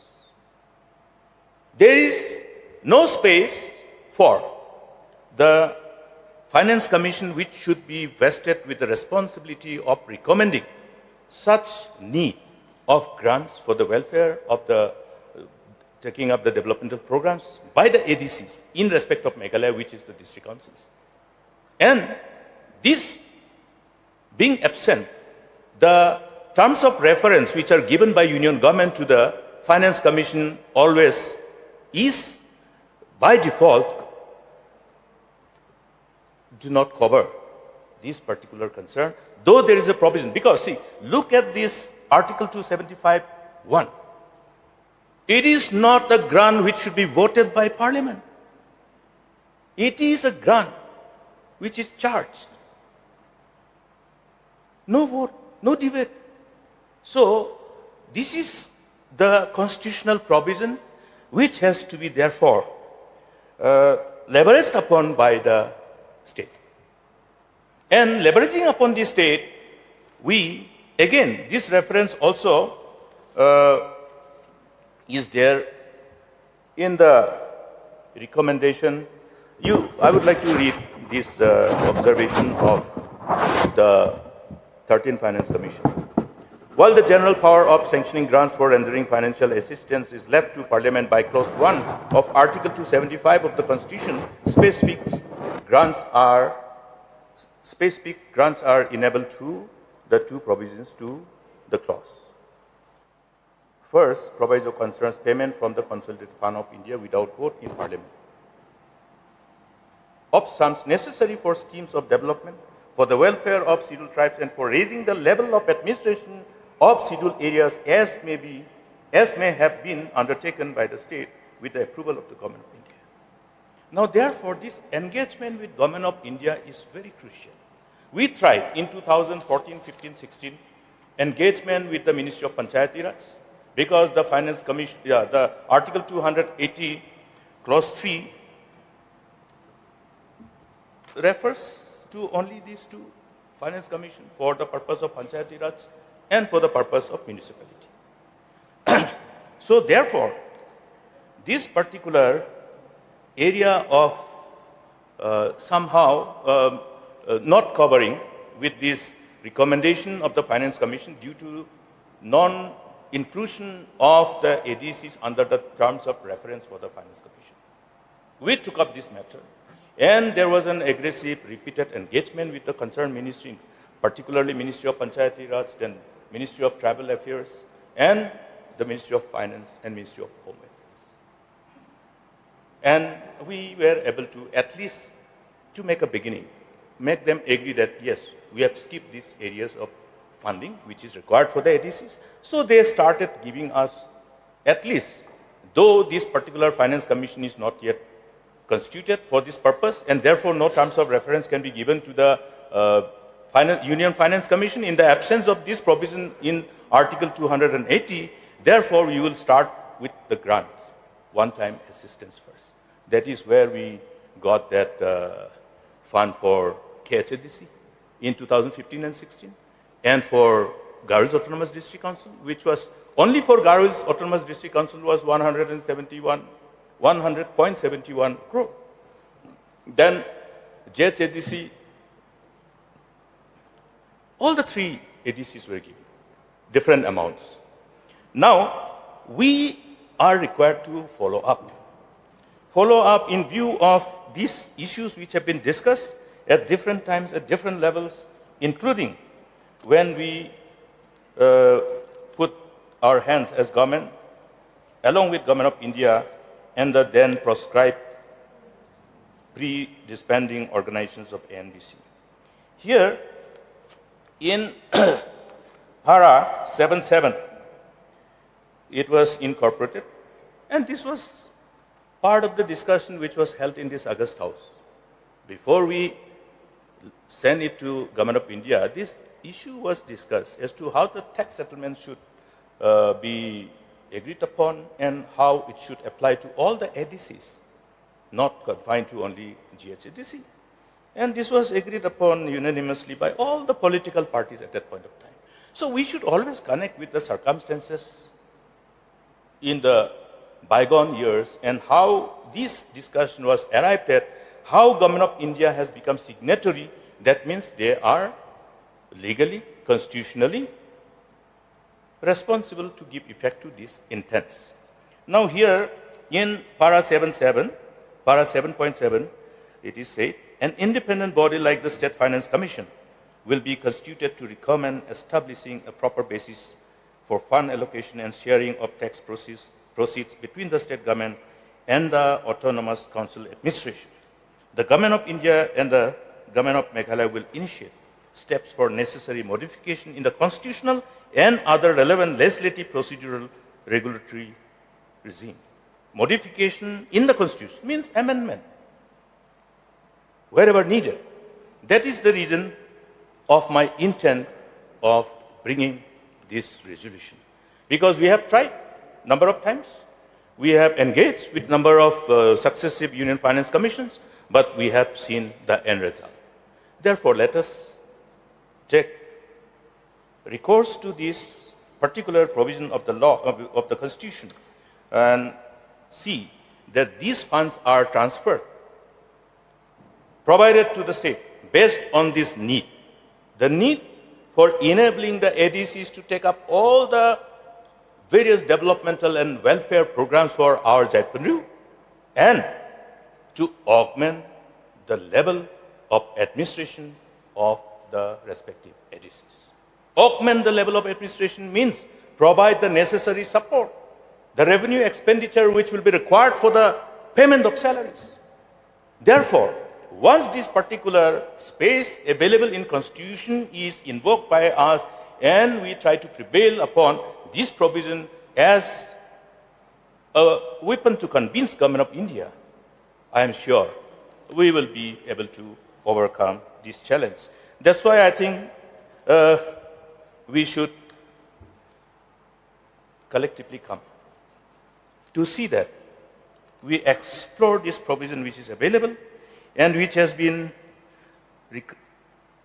in their observation appropriately articulated by number of the Finance Commission earlier. Now, here to create this enabling environment for us, we have referred to Article 270. It shall be the duty of the Commission to make recommendations to the President as to the distribution, that is the clause 3 of the Article 280, the distribution between the Union and the State of the net proceeds of taxes which are to be or may be divided between them under this chapter, and the allocation between the State of the respective shares of such proceeds. The principle which should govern the grants in aid of the revenues of the State out of the Consolidated Fund of India. To the measures needed to augment the Consolidated Fund of the State to supplement the resources of the municipalities in the State on the basis of recommendation made by the Finance Commission of the State. And the measures needed to augment the Consolidated Fund of the State to supplement the resources of the panchayats in the State on the basis of the recommendations made by the Finance Commission of the State.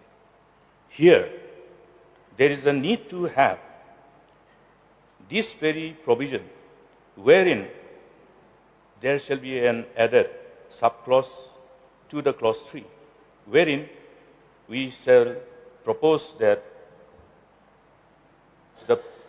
because these are the constitutional mandate which empowers the Union government to prepare the terms of reference to the Union Finance Commission.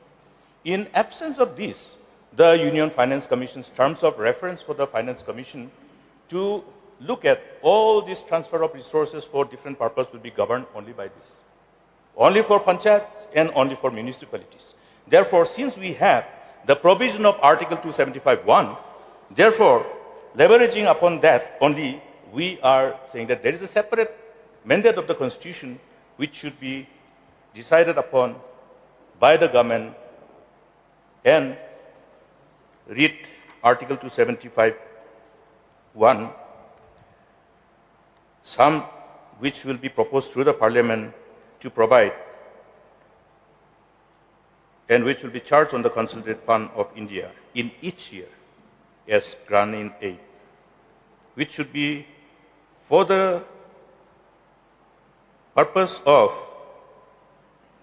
augmenting the level of administration besides enabling the resources to be passed on to the ADCs for the welfare programs of the tribal people.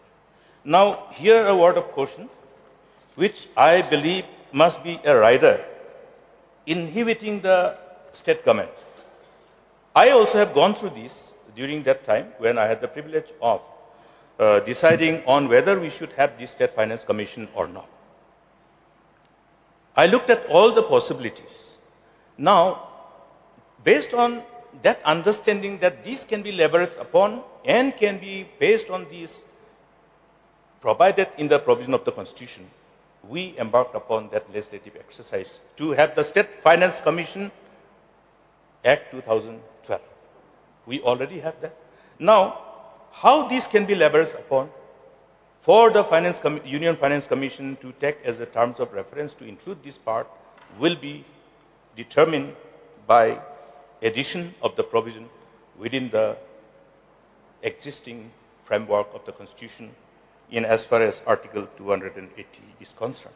Or unless the Government of India decides to include in this particular article only in Article 275, that these grants will be determined by State Finance Commission constituted exclusively for the states, where the areas which are excluded under the relevant part, which is governed by the 73rd and 74th Amendment, are included.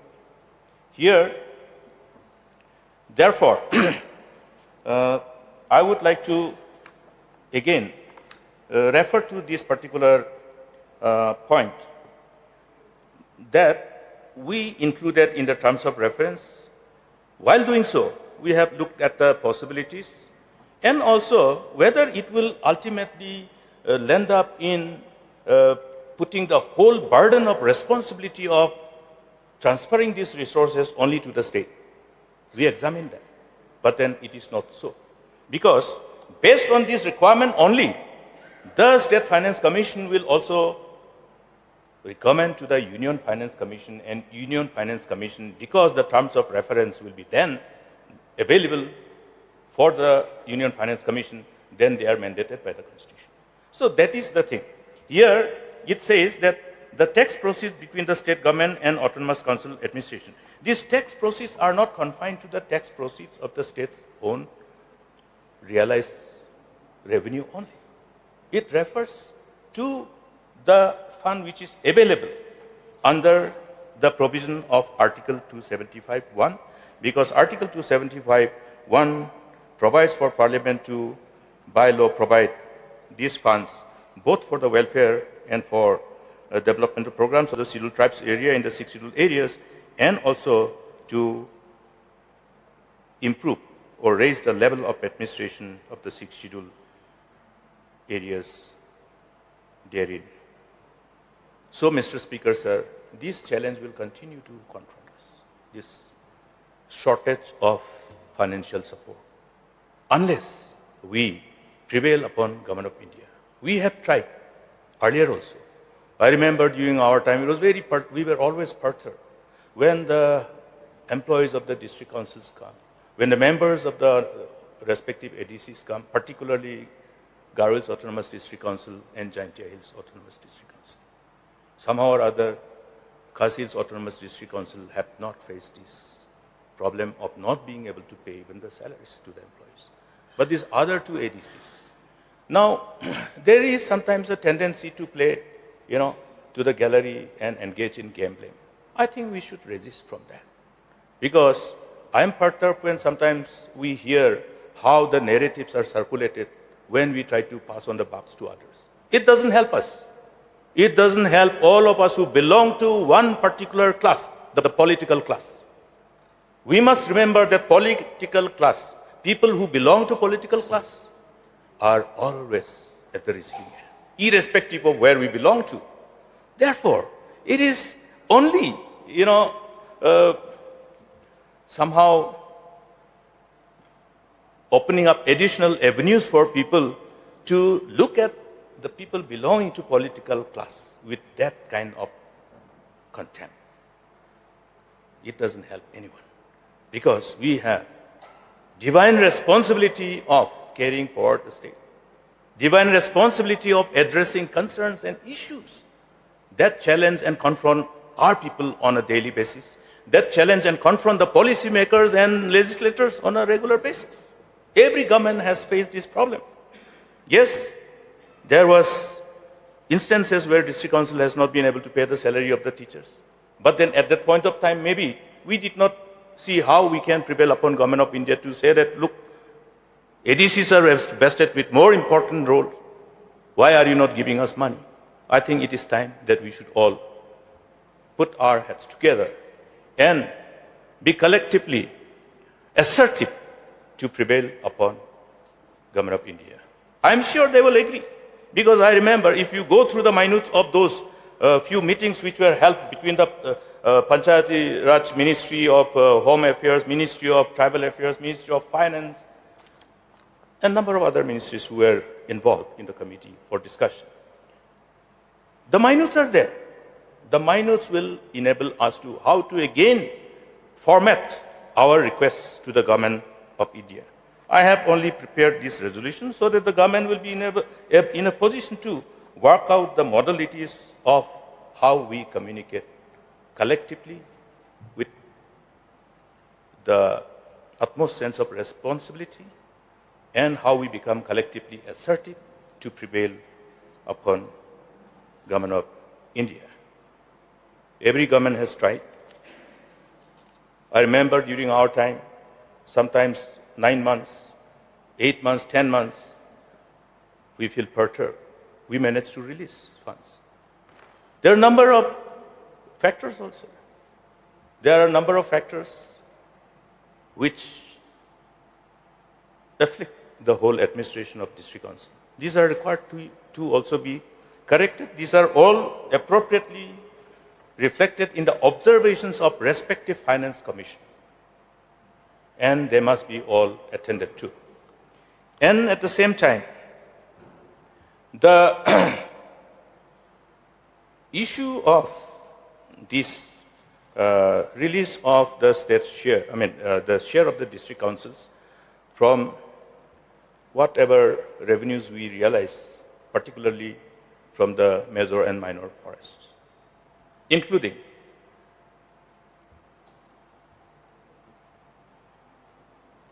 whatever taxes are collected by the government of state government, whether it is in the area of transport, etc. I think we were given the hope that the government will release, in as far as GHADC is concerned, whatever share of royalty is balanced. I remember Honorable Deputy CM giving this particular statement, carried by media, that whatever royalty share is there, whether small or big, we don't know, will be released immediately. In view of the extreme hardship, and I think they have 43 months is not a matter of joke. Some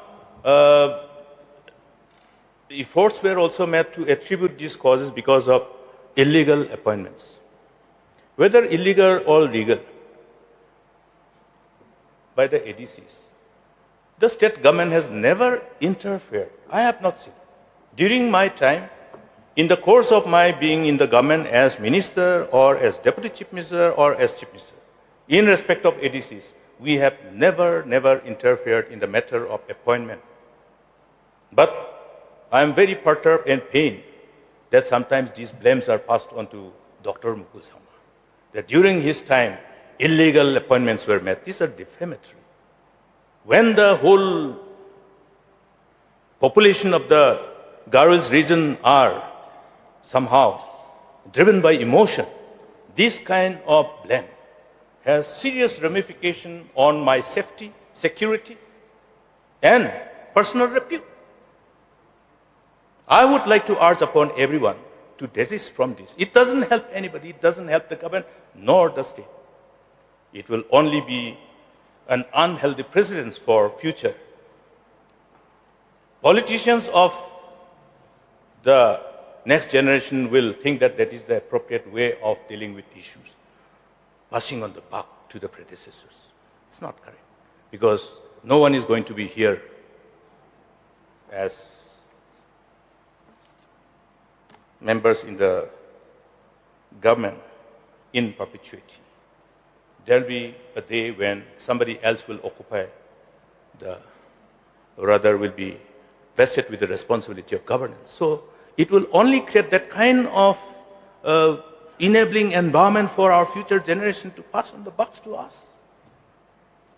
Therefore, it is being made abundantly clear that during my time, in 2015-16, the chief executive member of GHADC was Denang T. Sambang. And that is the year 2015-16 when there was a somehow small incremental increase of employees in GHADC. It continued with the same thing. Then resultant retirement brought it down a little bit. Then it came up again last 2 years. So these figures can be looked at.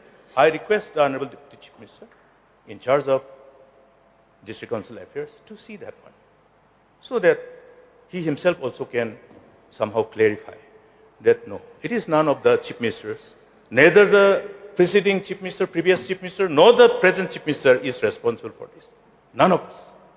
But the fact is that there is an intrinsic, inherent problem faced because of not being able to invoke the provision of the Constitution, having known that there is an enormous responsibility in the matters of governance, which is so clearly indicated in the provision of the 6th Schedule of the Constitution of India in respect to the ADCs in Meghalaya.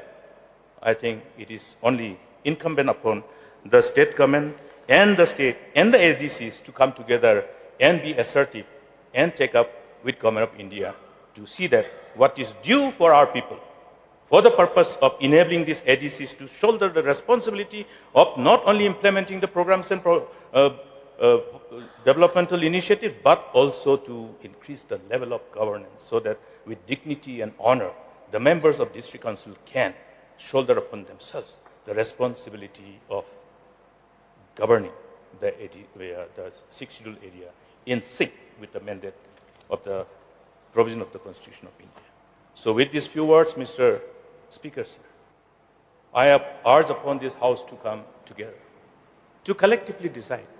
I have only met the initiative. It's up to the government how you want to format this resolution. It is not necessarily that in my own wisdom, whatever text I have scripted and formatted is the best. There can be the government's own version of the resolution which should be adopted. If the government decides not to adopt, as usual, because that is how we practice. But there was a time when I accepted and agreed to resolve a resolution when the honorable member from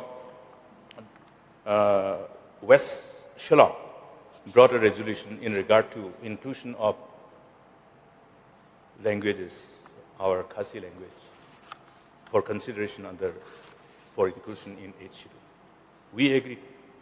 We said, let's take a resolution. So there are precedents.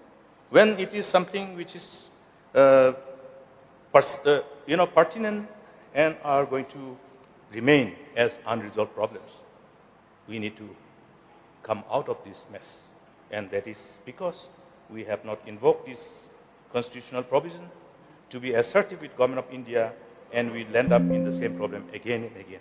With these few words, I urge upon the government of the day and all the members of this August House to agree to resolve a resolution, to agree to resolve this and adopt this resolution in order to enable the state government to carry it forward and take it up with Government of India in order to ensure that the objectives of the provisions of the 6th Schedule of the Constitution is fulfilled in letter and spirit in the best interest of our tribal people. Thank you, Mr. Speaker, sir. Yes, Srimati Yani Dishra, please. Mr. Speaker, sir, I also rise to support the resolution brought by Honorable Leader of Opposition. The resolution which says, whereas the 3 ADCs, autonomous district councils, namely number 1 KHADC, number 2 GHADC, and number 3 GHADC, are established under the mandate of the 6th Schedule of the Constitution of India and are vested with power and responsibilities for the effective administration of the 6th Schedule areas of the state of Meghalaya. And whereas the ADCs required to fulfill the objective as enshrined in of the 6th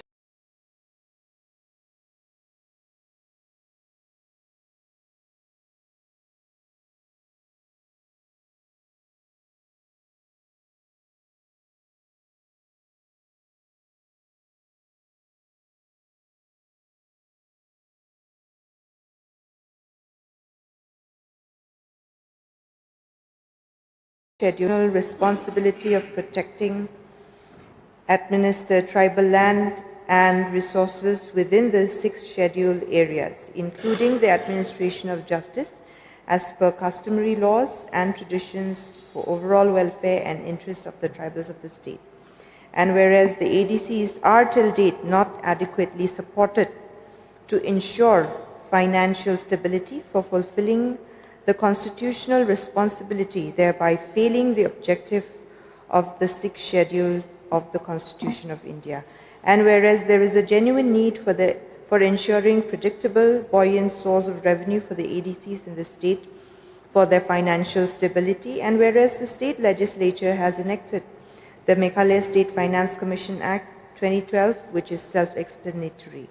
And whereas subclause BB and subclause C of clause 3 of Article 280 of the Constitution of India provides measures needed to augment the consolidated fund of the state to supplement the resources of the panchayats of the state and the municipalities in the state respectively on the basis of the recommendation of the Finance Commission of the state. Now therefore, this House do resolve to urge upon the GOI, Government of India, to amend the Article 280 of the Constitution of India and add additional subclause under clause 3 of Article 280 of the Constitution of India to empower and enable the Union Finance Commission to recommend measures needed to augment the consolidated fund of the state to supplement the resources of the ADCs in the state on the basis of the recommendation made by the Finance Commission of the state. Sir, this resolution, I think, is beautifully articulated. This is the requirement of the day. Sir, we have seen the current state of our ADCs. We have seen that the district councils of our state, the 3 district councils of our states, day by day is weakening. And time and again we've been saying that we need to strengthen our ADCs. Our district councils need to be strengthened in order to take care of our tribal identities and our tribal land. And I think it is a duty of every person in the state and us as representatives of our people and members of this August House to have the burden of responsibility to make sure that the ADCs are taken care of, are strengthened urgently. Now, the Honorable Leader of Opposition has already referred to all the relevant articles in the Constitution, which is very, very important and technical.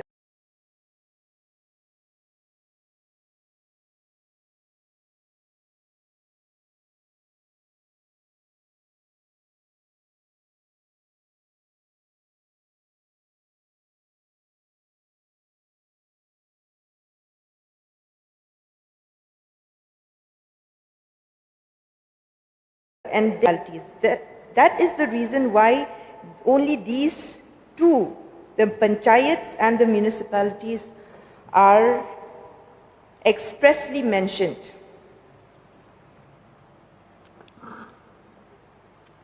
Therefore, there is an immediate need to pursue this matter and engage with the Government of India, so that there is a point of reference for the Union Finance Commission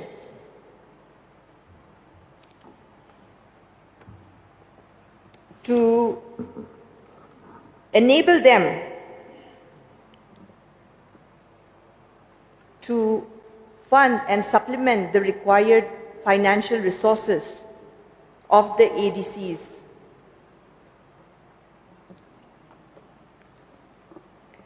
Sir, if we don't address this problem now, it will accumulate and further degrade the state of our ADCs. Therefore, I think the state government should take up this resolution and pass it in this August House. Therefore, sir, I also request the state government to provide and release the required fund for the salary of the employees of the GHADC and JHADC, which should be reimbursed from Government of India under provision of Article 275(1) of the Constitution of India. Therefore, sir, with these few submissions and these few points, I would like to give my support to the resolution and resume my seat. Thank you.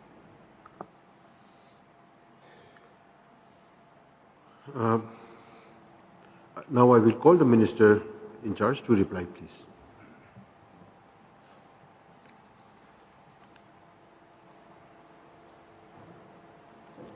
Mr. Speaker, sir, at the outset, I am so thankful to the Honorable Leader of the Opposition, Dr. Mukul Sangma, an MLA of Songsak constituency, for moving and bringing in the resolution to urge the Government of India to amend Article 280, which I personally feel it is the most befitting topic that we need to discuss in this August House for the detailed clarity. So I'm so thankful also to the Honorable MLA from Ampati, Madam Miami Dishira, who supported the resolution. And sir, I will, because of the time's constraint, I will not read out the entire text of the resolution. Maybe I will just take only the last para, the operative part of it. Now, therefore, this House do resolve to urge upon the Government of India to amend the Article 280 of the Constitution of India and additional subclause under Clause 3 of Article 280 of the Constitution of India, and to empower and enable the Union Finance Commission to recommend measures needed to augment the consolidated fund of the state to supplement the resources of the ADCs in the state on the basis of the recommendation made by the Finance Commission of the state. To my understanding, I think the resolution has three parts, which needs to be elaborated upon. Firstly, I think to urge the Government of India to amend the Article 280. The second intention is to add the additional subclause 3 in the Article 280 that will empower the Union Finance Commission to recommend resources directly to the Autonomous States Council. And thirdly, the Union Finance Commission will ultimately, after the amendment, rely upon the State Finance Commission as the basis of the recommendation. I think these are the three aspects which is very important. As I've already said, sir, I'm so thankful to the Honorable Leader of Opposition. With a great concern, he brought this resolution today for clarification and for deliberation too. Sir, I would like to highlight the following key points for the benefit of the members of this August House. Number one, before I go into these issues, it is important to understand the brief history of the 6th schedule and the 73rd and 74th constitutional amendment. And secondly, the position in the Constitution with regards to the establishment of the State Finance Commission, especially the difference in areas covered by Panchayati Raj institutions and the 6th schedule's area. Sir, the autonomous district councils were constituted under the 6th schedule to the Constitution when the Constitution of India came into force way back in 1950. And the objective was for effective administration over scheduled areas by creation of an institution called the Autonomous District Councils, keeping in mind the customary laws and traditions of the tribal people who for centuries inhabited these lands. The objective behind constituting district council was to also preserve the language, culture, and heritage, customary laws and land of scheduled tribes living in northeast India, including our state of Meghalaya. Sir, the 73rd and 74th constitutional amendments were approved by Parliament in 1992, which introduced Part 9 and Part 9A for Panchayati Raj institutions and municipalities. Whereas Meghalaya was specifically excluded under Article 243M and 243ZC, maintaining the 6 schedules distinct framework. Article 243I states that the governor of the state shall constitute a State Finance Commission within 1 year of the 73rd Amendment Act, and every 5 years thereafter to review Panchayat's financial position. The Commission's recommendation will cover distribution and allocation of taxes, duties, tolls and fees, assignment of taxes to Panchayati Raj, grants in aid, and measures to improve Panchayat financial position, which the governor will lay before the state legislature along with an explanatory memorandum on the action taken. However, sir, our Article 243M 2 subclause A specifically exempts the states of Nagaland, Meghalaya and Mizoram from the application of Part 9 in bracket Panchayats of the Constitution, and consequently the constitutional mandate to constitute state finance commissions under Article 243I does not apply to Meghalaya. Number two, sir, the 12th Finance Commission clearly stated in the recommendation, 12th Finance Commission. Yes, sir. It is now 2 p.m. and in exercise of Rule 11 of the Rules of Procedure and Conduct of Business, I will extend the House till this resolution is disposed of today. Honorable Deputy Chief Minister, you may continue, please. Thank you, sir. Thank you, sir. The 12th Finance Commission, I'll repeat again, the 12th Finance Commission clearly stated that the states of Meghalaya, Mizoram and Nagaland have been specifically excluded from the operation of the 73rd Constitutional Amendment, but the legislatures of these states have been given the power to extend this amendment to their state by law, except in respect of the 6 scheduled areas. They did so on the ground that the Ministry of Home was considering a proposal for amendment in 6 schedule to make autonomous district councils more effective. Again, sir, the recommendation of the Third Finance Commission endorsed the recommendation of the Expert Committee on Planning for the 6 scheduled areas set up by the Ministry of Panchayat Ministry relating to setting up of bodies similar to State Finance Commission in states which are not covered by Part 9 of the Constitution and are thus not required to set up SFCs.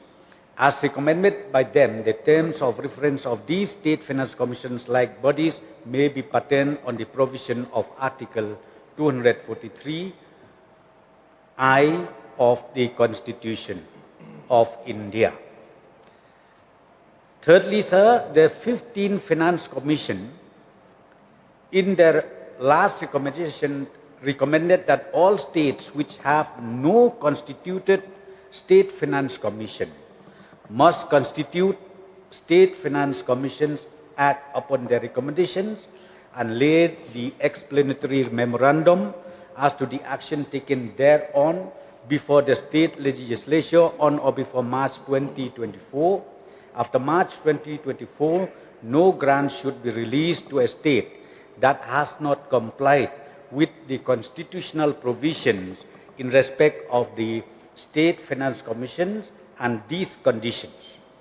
The Ministry of Panchayati Raj will certify the compliance of all constitutional provisions by a state in this respect before the release of their share of grants for 2024-25 and 2025-26.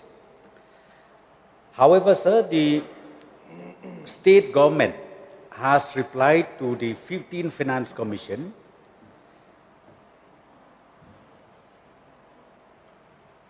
The state clarified that the 15th Finance Commission's recommendation regarding the constitution of State Finance Commission, as referenced in their recommendation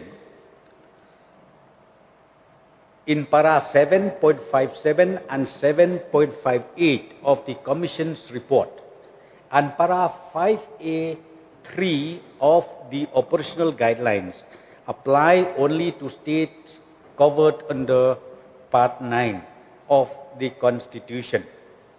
Meghalaya is expressly exempted from the mandatory constitution of State Finance Commission by virtue of Article 243M as referred earlier, which excludes certain states from the ambit of Article 243I.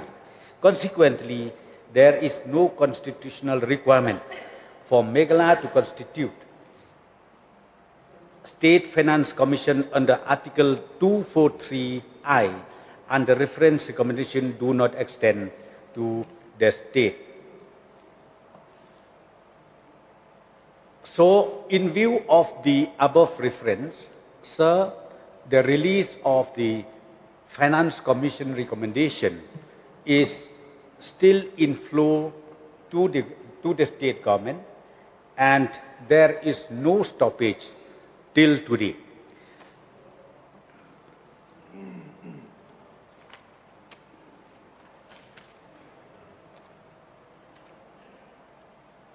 Sir,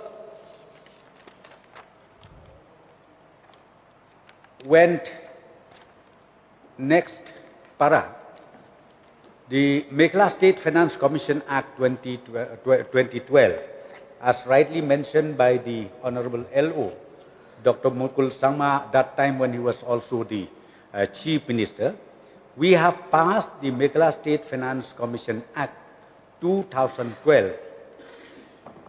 taking into consideration that issues where we thought that by constituting, by having our own act in the state, at least we will be able to be accessible to the Union Finance Commission.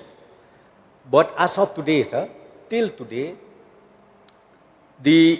as I've already read out, till today, the Union Finance Commission still following the consideration of their recommendation from 5 years to another 5 years on the basis of the Article 243M and 243I.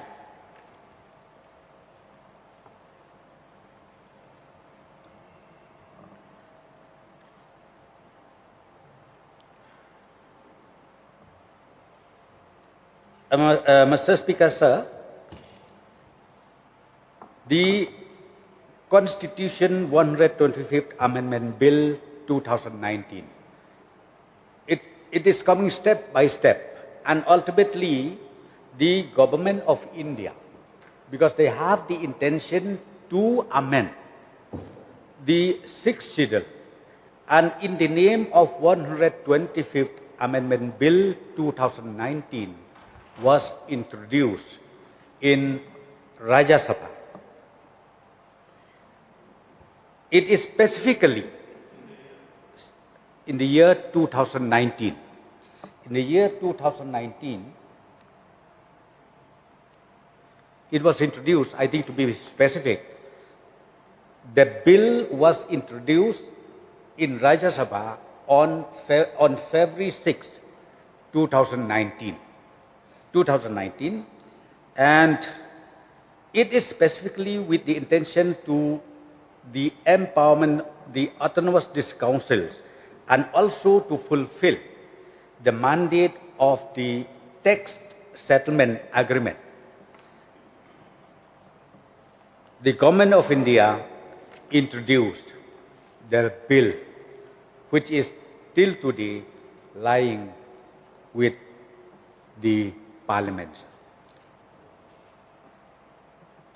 Sir, because the proposal, the resolution is to amend the Article 280. Let me come to this portion, which is very, very important, very,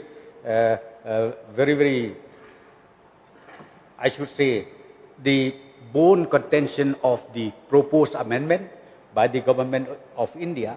The bill specifically proposes to amend Article 280 in bracket 3 by inserting a new subclause CA. Let me read the amendment. The measures needed to augment the consolidated fund of state to supplement the resources of the district councils. The word district council has been clearly included here, including municipal council, village council in the tribal areas within the states referred to in clause 2 of Article 244 on the basis of the recommendations made by the finance commissions of the said states. So this clause, which is right now the property of the parliament, is exactly goes in line with the resolution, the text brought in by our Honorable LO. So it is already, sir. So from the government side, the state government has been following up time and again with the government of India on the passage of this 125th Constitutional Amendment Bill. The Honorable Chief Minister, a number of occasions, met the Honorable Home Minister as well as the Honorable Prime Minister of India and put more pressure for the early passage of this amendment bill. And once this bill is passed, I think all the issues discussed today, especially highlighted by the Honorable LO, will be taken care of. So, sir, I think with this clarification I made, before I resume my seat, once again I would request the Honorable Leader of Opposition, with my clarification, to kindly withdraw their resolution.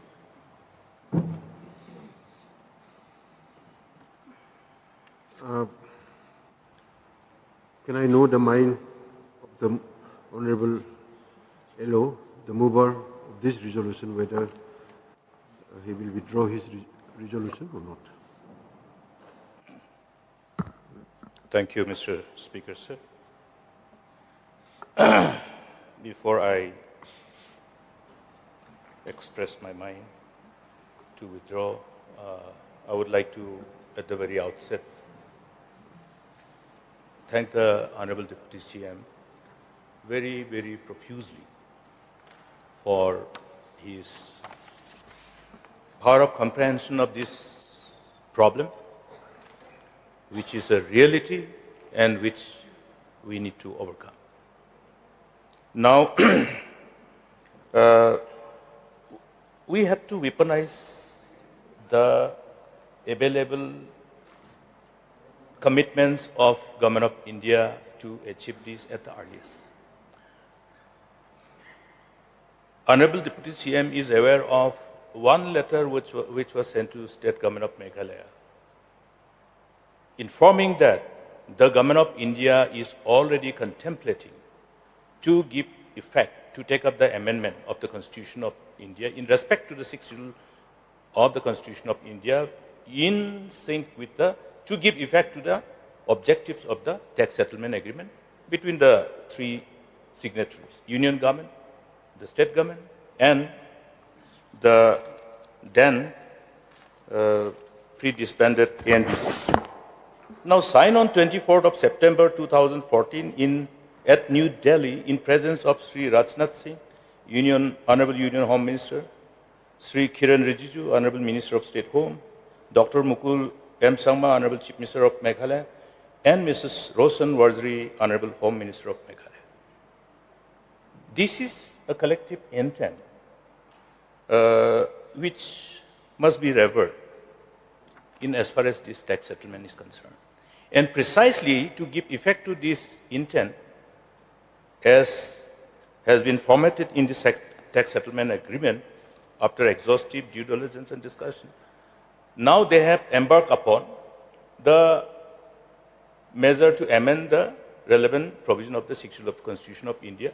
But the problem is, as we are all aware, that this amendment was tabled in the Parliament 6 years before.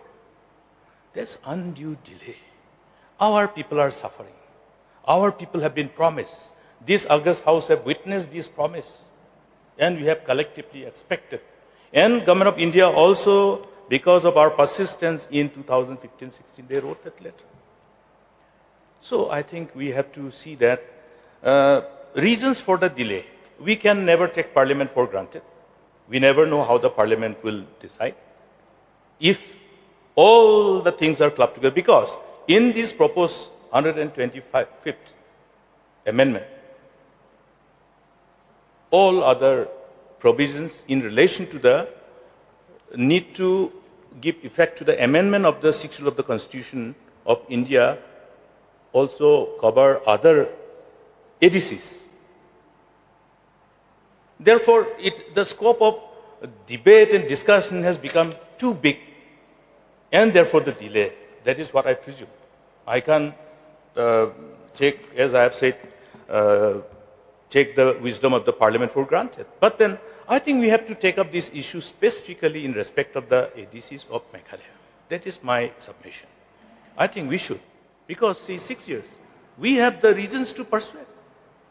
Yes, I think it is only appropriate and befitting for us to take up this issue separately. Take up with Government of India that segregate this aspect in as far as the proposed amendment in respect of the sixth schedule provision for the state of Meghalaya is concerned, because you have all those other sixth schedule areas proposed amendment. It's very, I must say, involving too many stakeholders beyond the stakeholders which is confined to the state of Meghalaya in as far as the sixth schedule area is concerned. So may I therefore, with this assurance that we put pressure again. I know that this discussion is on. I do not disagree that Honorable Chief Minister or the Deputy Chief Minister in charge may not be taking it up. I know that we must have been taking it up. But I think we'll have to change our strategy, because 6 years is too long a time. Even that timing of introduction of that amendment from 2014 to 19 is 5 years already.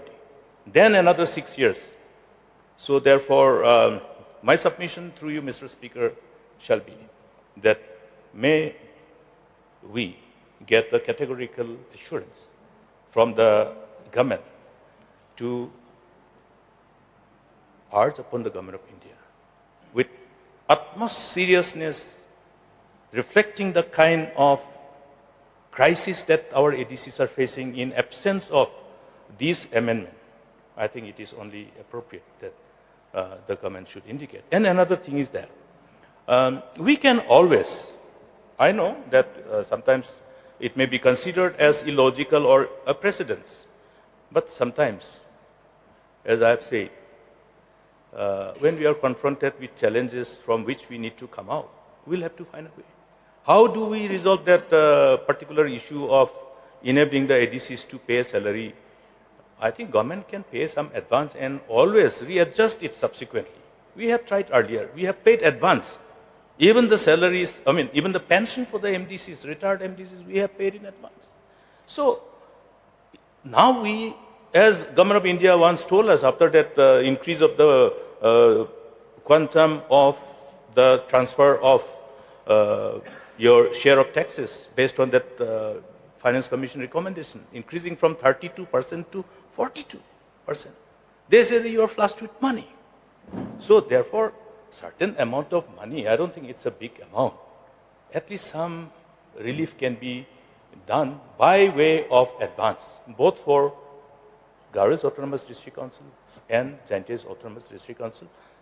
Our honorable member from Ampati, while making this submission, has indicated this one. So with these few requests and submission, in the best interest of our people and to give fruition to our collective intent of coming out of this crisis, I make this submission and would like to just see the response before I express my opinion on the opinion to withdraw or otherwise of the resolution. Thank you, sir. Sir, yes, once again, I think let me first take up the last point raised by the Honorable LO relating to the salary crisis faced by both this council. One is Jaintia and number two is Garo Hills District Council. Let me be frank with you. Sir, in fact, as of now, even from the share, it is already minus.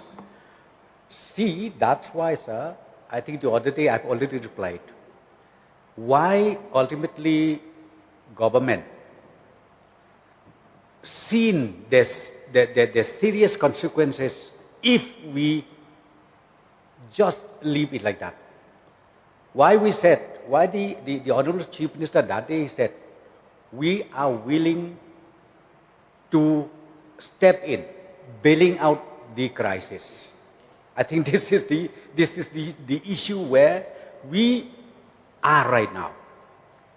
That day, sir, I've already clarified.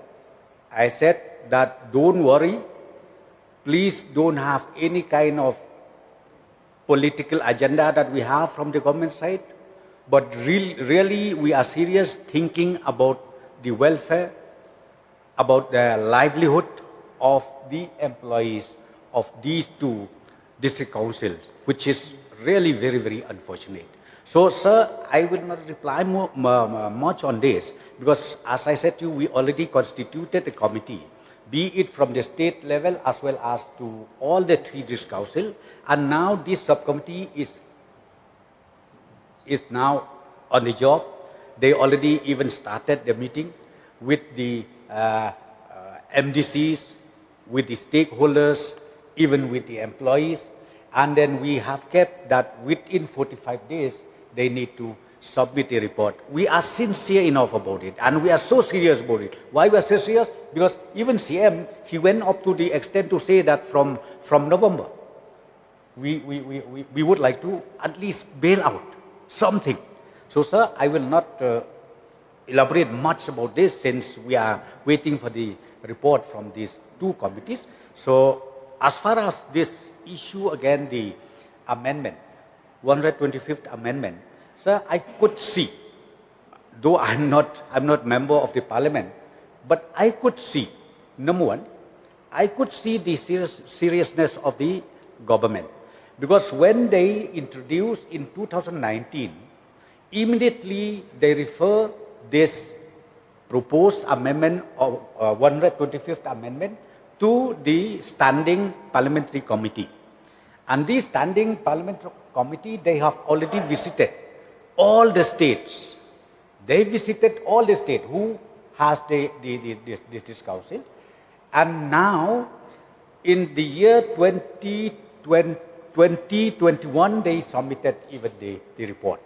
Though I don't have the exact date, the exact month, but in 2021, they submitted the report, and now the Home Affairs Ministry is examining, and I'm very sure, because recently when I discussed with the Honorable Chief Minister, when he met the Honorable Home Minister, Chief Minister has already spoken, and sir, not only us who has this problem, be it Mizoram, be it Nagaland, and be it Meghalaya, these are the three district council which is directly affected. So we will not sleep. We will push that this 125th amendment bill is passed in the parliament. And once that is done, I'm very sure this kind of tension that we have, this kind of challenges that we have in all these three district council can be ultimately resolved. So with this few words, once again, sir, I would request once again the Honorable LO to kindly withdraw the resolution. Yes, please. Mr. Speaker, sir, again, I would like to thank the Honorable Deputy CM. And with this observation, one observation, I would like to indicate my mind. Now, the issue of being able to create the sense of urgency in Government of India is very crucial for us, because the standing committee, we are all aware, have gone around, and then consultations have been made. 2 years they took, and then 2021 they have submitted. 21, 22, 23, 24, 25, 4 years. That's the reason why we must be able to press upon the Government of India to create that sense of urgency, keeping in mind the situation which we are confronted by. It is very painful when villagers are going and meeting the agitating employees. Some are crying, some are ringing us up. So, keeping in that mind, to create the sense of urgency in as far as the decision to be taken by Government of India is necessary. Therefore, this exercise of the state government to release some advance can be weaponized by the state government to really create that sense of urgency. Look, we have been compelled because of this, because we cannot be just silent spectator. Though the whole burden of responsibility was vested upon Government of India, but since this delay has taken place, therefore we had no other choice but had to give in advance some amount which should be reimbursed by Government of India. I think certain weaponization of these type of decisions can help us also.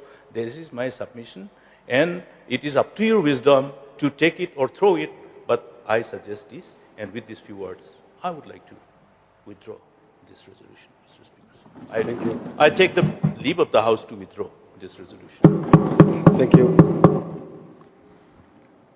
Since the mover has withdrawn his resolution, now let me put the question before the House. The question is that the honourable mover has leave of the House to withdraw his resolution. Those who are in favour say aye. Those who are in favor, against say no. The ayes have it, and the resolution has been withdrawn with the leave of the House. Now the House stands adjourned till 10 a.m. on Friday, the 12th September 2025.